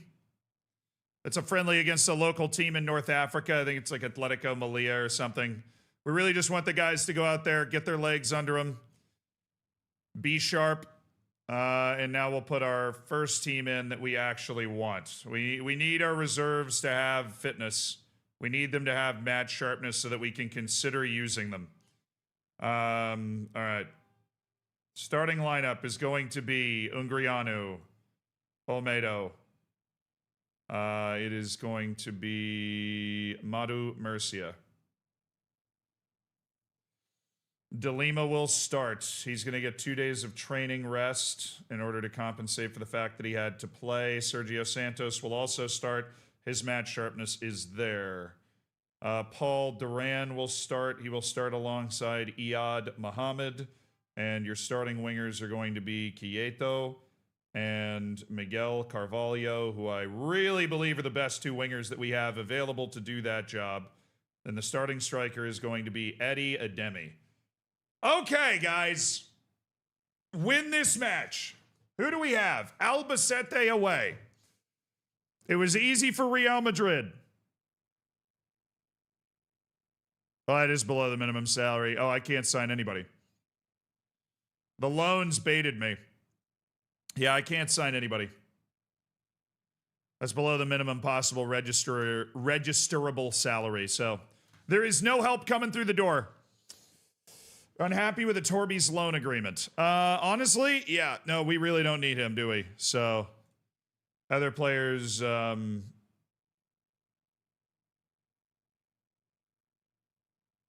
of the others in the squad. Yeah, sorry. I realize that Torby hasn't played a lot. It just happens.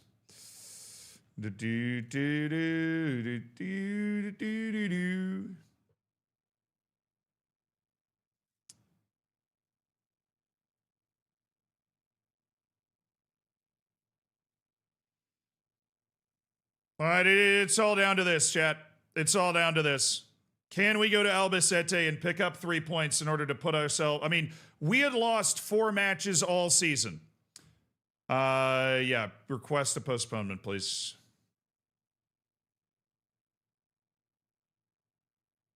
Request a postponement, please.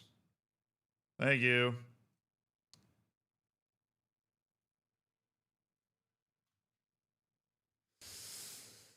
We have allowed Coruña and Leganés to work their way back to us. We had lost 4 matches all season. We've doubled that number in this stunning losing run in which we have dominated, particularly the last 2 teams we've played. We should have ended this run with back-to-back wins in our last 2 matches. There is really no explanation for that not happening, given the way the matches themselves went. But a nice 5-0 to cleanse the palate. A more match-sharp team, a team that's starting to come together that we need to gel over these last 11 matches. We have our match rescheduled. Alrighty. A win. A win, please.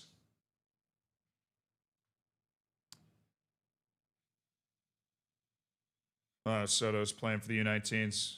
Do I have any goalkeeper on my team that didn't just play for the U19s? But imagine somewhere I do. Yes, it's this grayed out gentleman named Ruben. Well, I'll tell you what, Ruben. I don't think there's really any benefit to me putting you there. Wait, what the...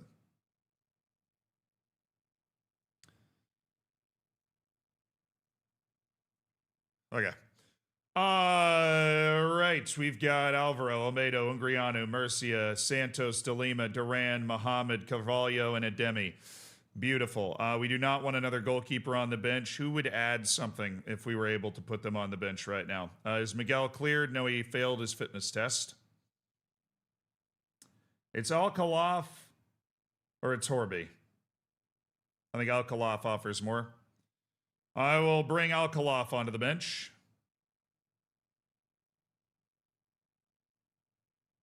Oh, it's just not in order for some reason. Okay.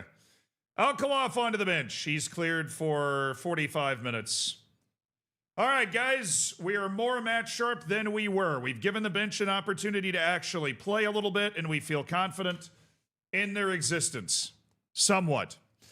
Yeah, I don't know what to tell you guys. Go out there and play as well as we know we can play, and we should be able to win. Yeah. We should be able to win. Now, we don't need to change anything. I'm listening to my liked songs today. My liked songs are shuffled. We need to forget what's happened in the last 4 matches. This match is business as usual. This match is business as usual. All right? No pressure on you today. This match is just business as usual. We go out there, we have fun, we find a result. They're 13th in the league. We are 4th.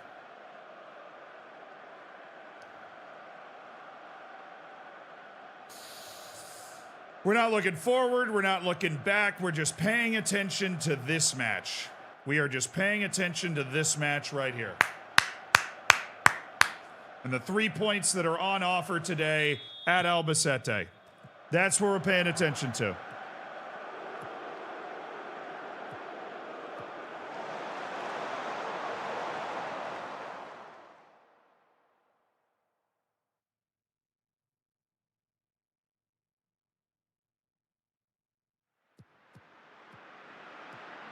All right, Carvalho. Carvalho. He's got it back now. Carvalho. Mohamed. De Lima. Ademi. Mohamed. De Lima. Mohamed. De Lima. De Lima.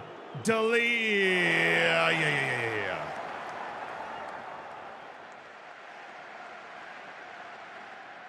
Ended up in that spot a couple of times.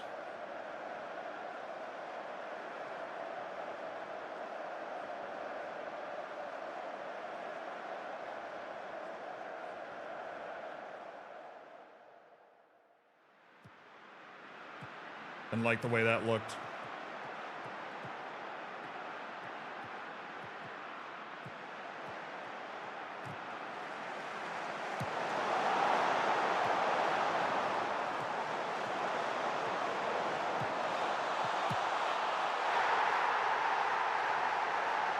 Gotta keep the heads up. Gotta keep the heads up, boys. Keep the heads up. I saw it. I'm good.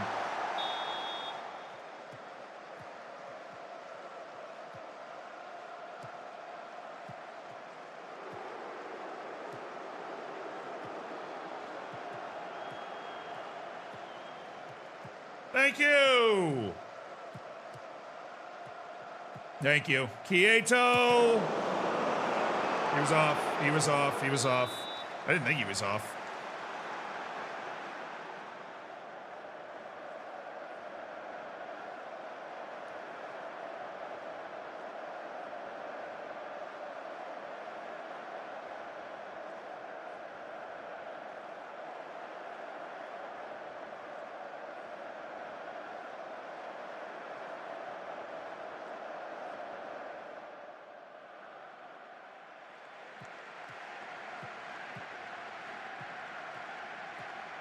Nice, Santos. Nice. There you go, Duran. Find that ball. Oh, I thought he wanted it. He did want it eventually. He got it in there. Quieto, well done. De Lima, Mohamed, De Lima, Iyad Mohamed for some ungodly reason. Why, Iyad?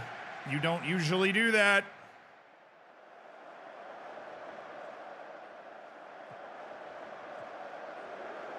Thank you. With a little haste here.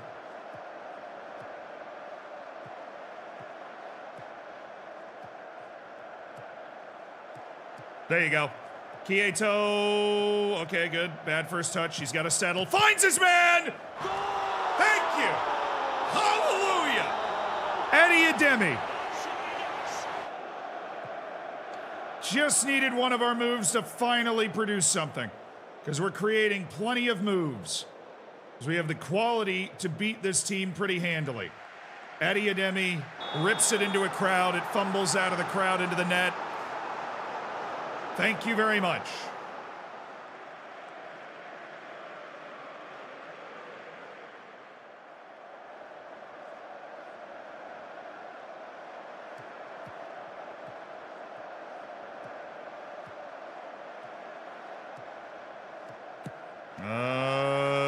Okay. Nice. Just get it back into the mixer. Marv DeLima. He can make something happen here. DeLima, Muhammad. I swear to God, Muhammad, if you hit that ball one more time, I'm converting you to a different religion. I don't know why this is a problem for you today. This is never a problem for you. But, I'd like, what are you doing? Stop shooting. You can't shoot. You're blowing up really nice moves when you just need to find literally anybody else that's up there. You were supposed to be an off-ball threat. In the box, kind of a late finish in the corner. Do not crank that at the goal. Please. Stop. You're having a great match. Just stop shooting those shots. Give it to Duran. Let him shoot it. Bogdan! It's Bogdan! Ungrianu!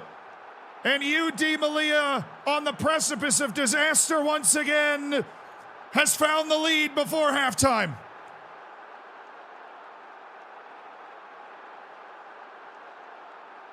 Big Bogdan.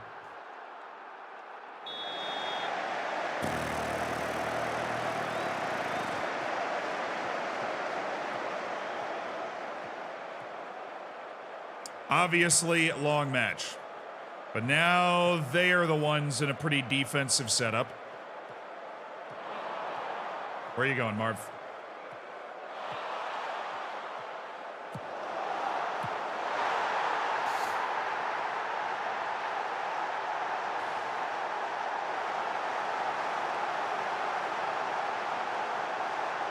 Unbelievably consistent. It's unbelievably consistent.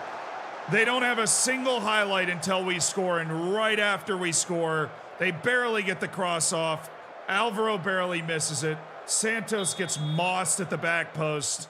They have 2 goals and 3 shots. Oh, they just got a 4th. Sorry. It's unbelievably consistent. We just, we can defend up to the point until we're actually about to do something right now, and then it just goes away.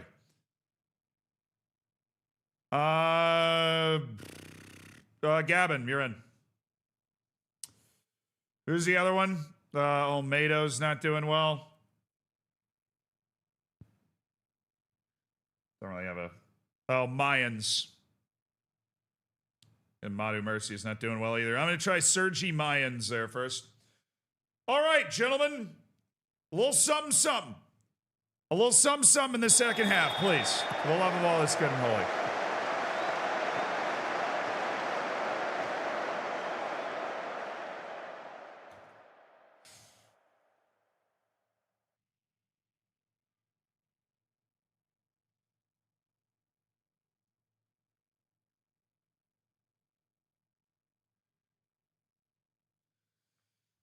Ugh.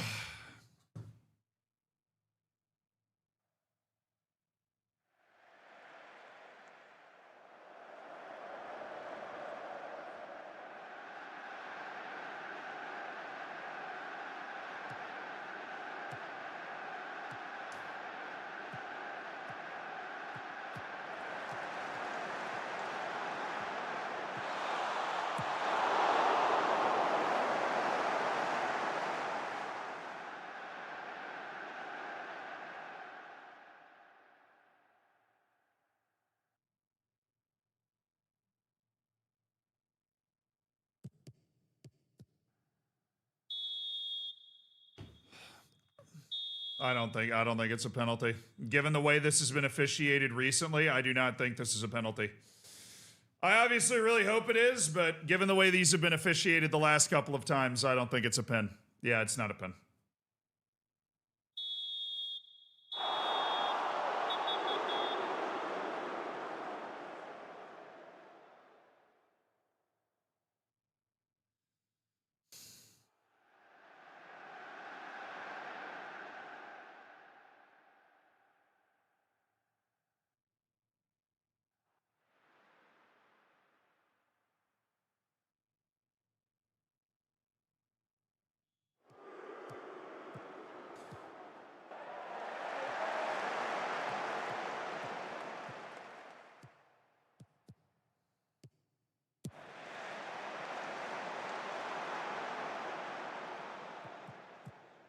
Oh, thank you, Bogdan.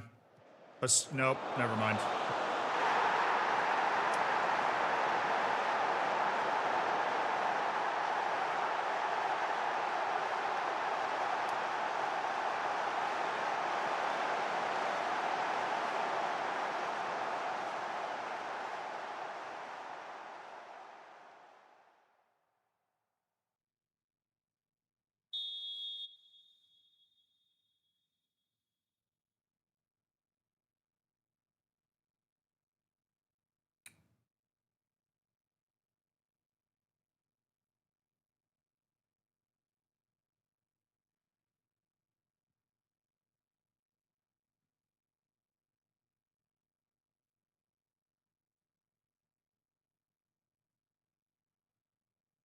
Where's Miguel?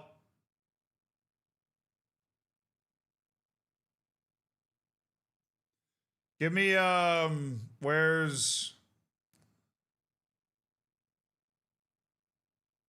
De Leon? There he is.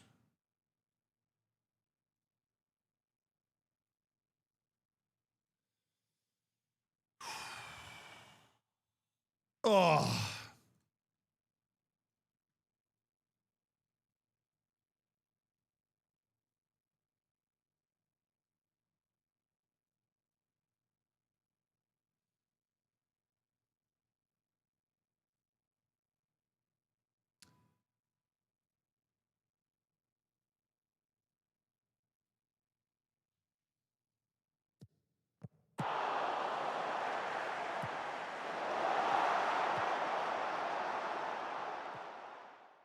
I don't get how my changes aren't already in.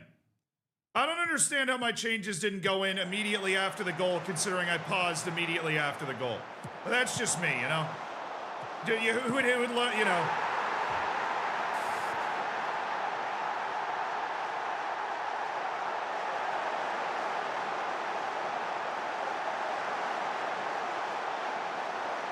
Yeah, sure. You know what? Yeah.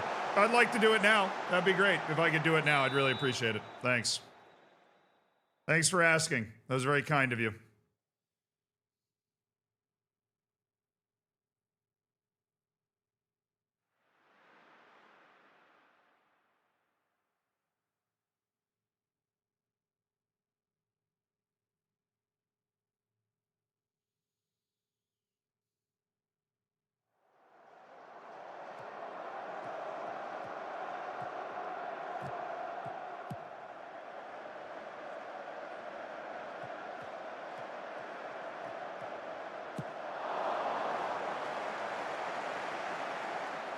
There you go, inside. All right. Sure, why not? Tack another one on.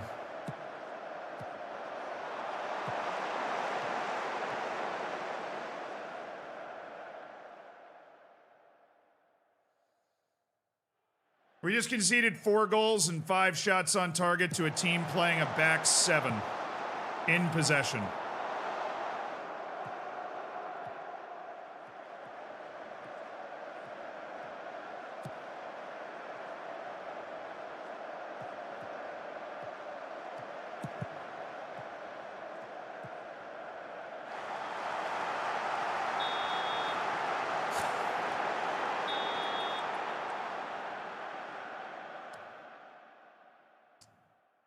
Most inexplicable run I've ever had in my entire career playing FM, chat. Most inexplicable run I've ever had. I genuinely, I got no idea where we go from here. I have no idea where we go from here. I mean, it's the same. I'm watching the same movie over and over again. I'm watching the same movie over and over again. Okay.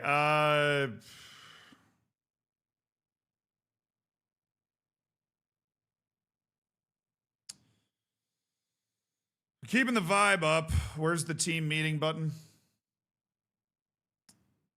They have made it virtually impossible to find. Is it in squad? Ah, there it is.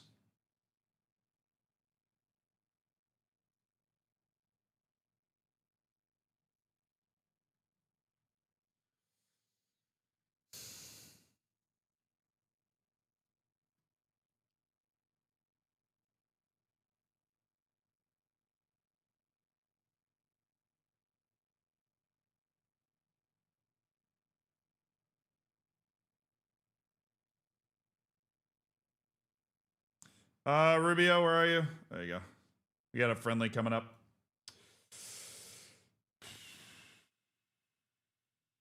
Matos. Carvalho, you stay in. You're not starting the next match. You've been absolute trash.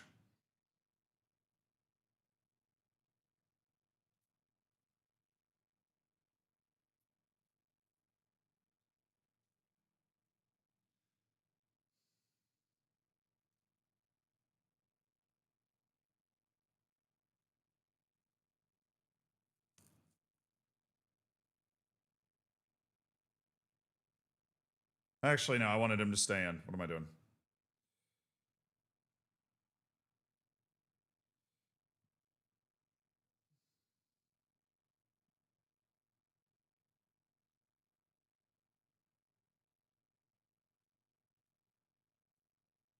Soto, get ready. Alvaro's out. We're going with the young kid. He's got the potential, and we hope that he plays up to it for a match or two because we just can't. We can't keep Alvaro in. If we have any sort of viable other option, and we do have one other sort of viable option, and it's this kid, so we're putting him in.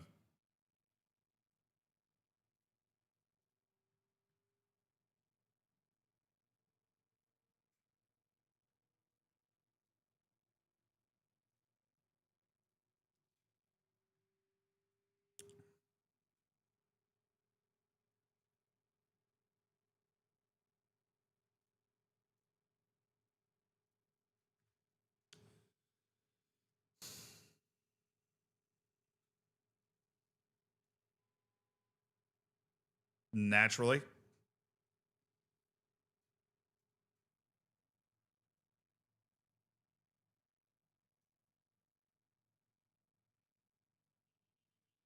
Four to 7 weeks for Eddie Ademi.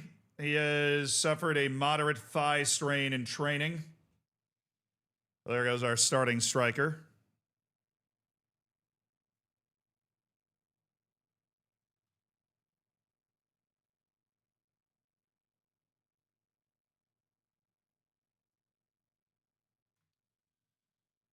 Yeah, I wasn't going to get rid of Frias. He forced his move, and we figured we were going to be able to find somebody else that would be able to come in and take that place. But financially, we're not able to sign anybody else, which is a fact that makes literally zero sense to me. But, you know, that's those are the chips that we've been dealt. I understand how that... Okay, we rescheduled the match. Good. So when's my next match? Las Palmas all the way on the 2nd. Okay, I need to schedule another friendly, or 3. All right, so 21st is out. We need a friendly that weekend. And a friendly midweek, just scrimmaging with some nearby teams and... throwing a friendly with a nearby team, Rusadir, on the 29th. Those two, please. Wow, dude. Wow. The wind has gone completely out of the sails, chat. We had won 5 straight matches, 7 of 8, and we have lost 5 straight. If you look at the league table, you'd be hard pressed to. I believe we're still in first, so we're in a 6-point debt according to the XG right now. We have allowed 12 more goals than we should have up to this point, which is the second highest mark in the league. Only Andorra has allowed more off of that. We are also we are third worst actually for XG goals that should have been scored relative to the ones that we've got actually. Coruña won. They haven't. I mean, we've got the worst form in the league. Us and Andorra, who've also lost at least 5 straight. It's unfathomable. It's unthinkable that we would be in that position, considering particularly the way we've played in all of those matches as well. But Alvaro, now that he is the only option on the team, and we are just amazingly, even though our wage budget is, we have $6 million wage budget, and we are spending $4.9 million. My board will only allow me to spend $70,000 a year on somebody, which just seems satanic, like something's almost broken behind the scenes, how little that actually makes sense. But I don't know. I have absolutely no idea. But because of that, people like if I could spend $250,000, which I can afford and would fit in the salary cap, I guarantee you Ellie Harrison would be interested in signing for me. For some reason, we can't do that. Like, the hidden enemy that has caused this problem for as long as it has gone is the fact that I have some weird, sneaky thing behind the scenes that is capping how much I can spend.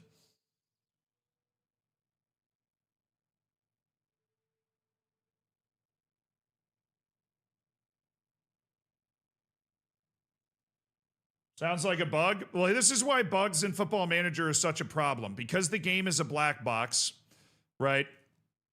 And the game is so buggy and unfinished. And we know that when slapping this game together in order to get to the deadline, they have overlooked large parts of the game, weren't able to polish large parts of the game.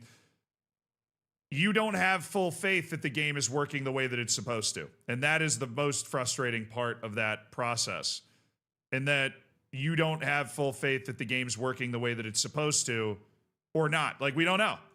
I don't know. Right? The odds are way higher than they used to be that it really is just some sort of misreading in the game or some sort of bug where it just hasn't reset or it hasn't opened up the way that it's supposed to or whatever.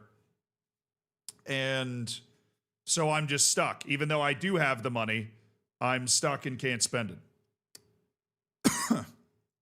And that sucks, obviously, but no, it's just an unbelievably. I mean, it is always, it's a confluence of a lot of things, and the funny thing is, at the end of the day, we've created so much more XG than goals scored over the last 5 matches. It's nauseating. We've won the XG handily in 3 of the 5 matches. And in the other 2 that we didn't win the XG in, we still had the majority of the highlights.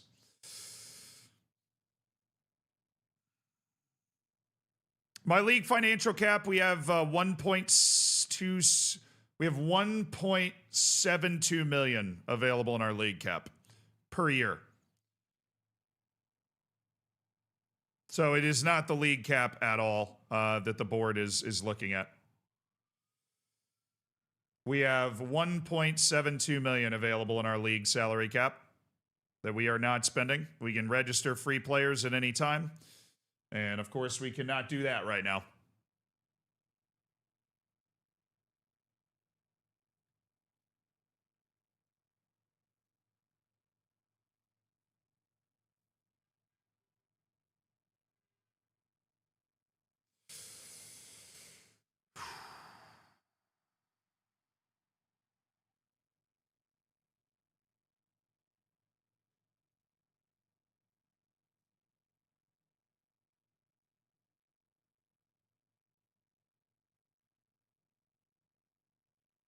Are you just showing me random goalkeepers that I obviously can't sign right now just for fun?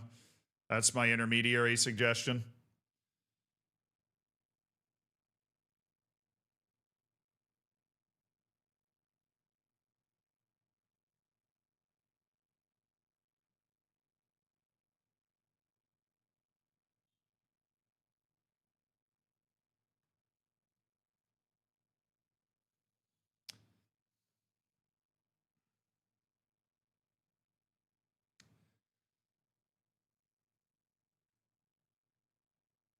The Z crash out speed run. I mean, I feel like we've actually kept it together pretty well because we've had, it's been a pretty ridiculous, like just absurdist run of matches out of nowhere. But you know, what are you gonna do? I guess we have over half our losses in the entire season in the last 5 matches because we've lost all 5 of them.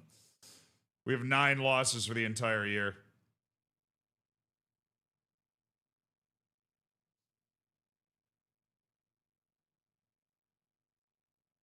Maybe you can ask the board for more money. I already tried that. We tried that 15 lifetimes ago, man. We tried that 15 lifetimes ago. All right, well, I was going to stream up to the Europa League. That's obviously already kicked off. So, go enjoy the Europa League. Chat, it's kicked off, final day, going to be really exciting. And obviously that's not the way we wanted to end it, but you know, we lost 5 straight. Those are the facts, and we've got 10 matches coming up tomorrow that will determine what the hell is going to happen, right? So I will see you guys tomorrow. Have a good one. Love you guys. Fist bump. Thank you for being here. Thank you for subscribing. Thank you to Debrowell. Does the XG thing more than ever? It feels like I've been having it. I don't think you finished the sentence, Debrello, but no, I think the XG is the same as it was in past games. I think it's the same as it was in past games. Yep. All right. I'll see you guys. Enjoy the Europa League. Much love to YouTube as well. No word of the day today because we're going straight off. Unless Adler's on, then we can just do like a little backdoor raid to Adler. I don't know if he's on. He's been kind of working on stuff, kind of doing whatever.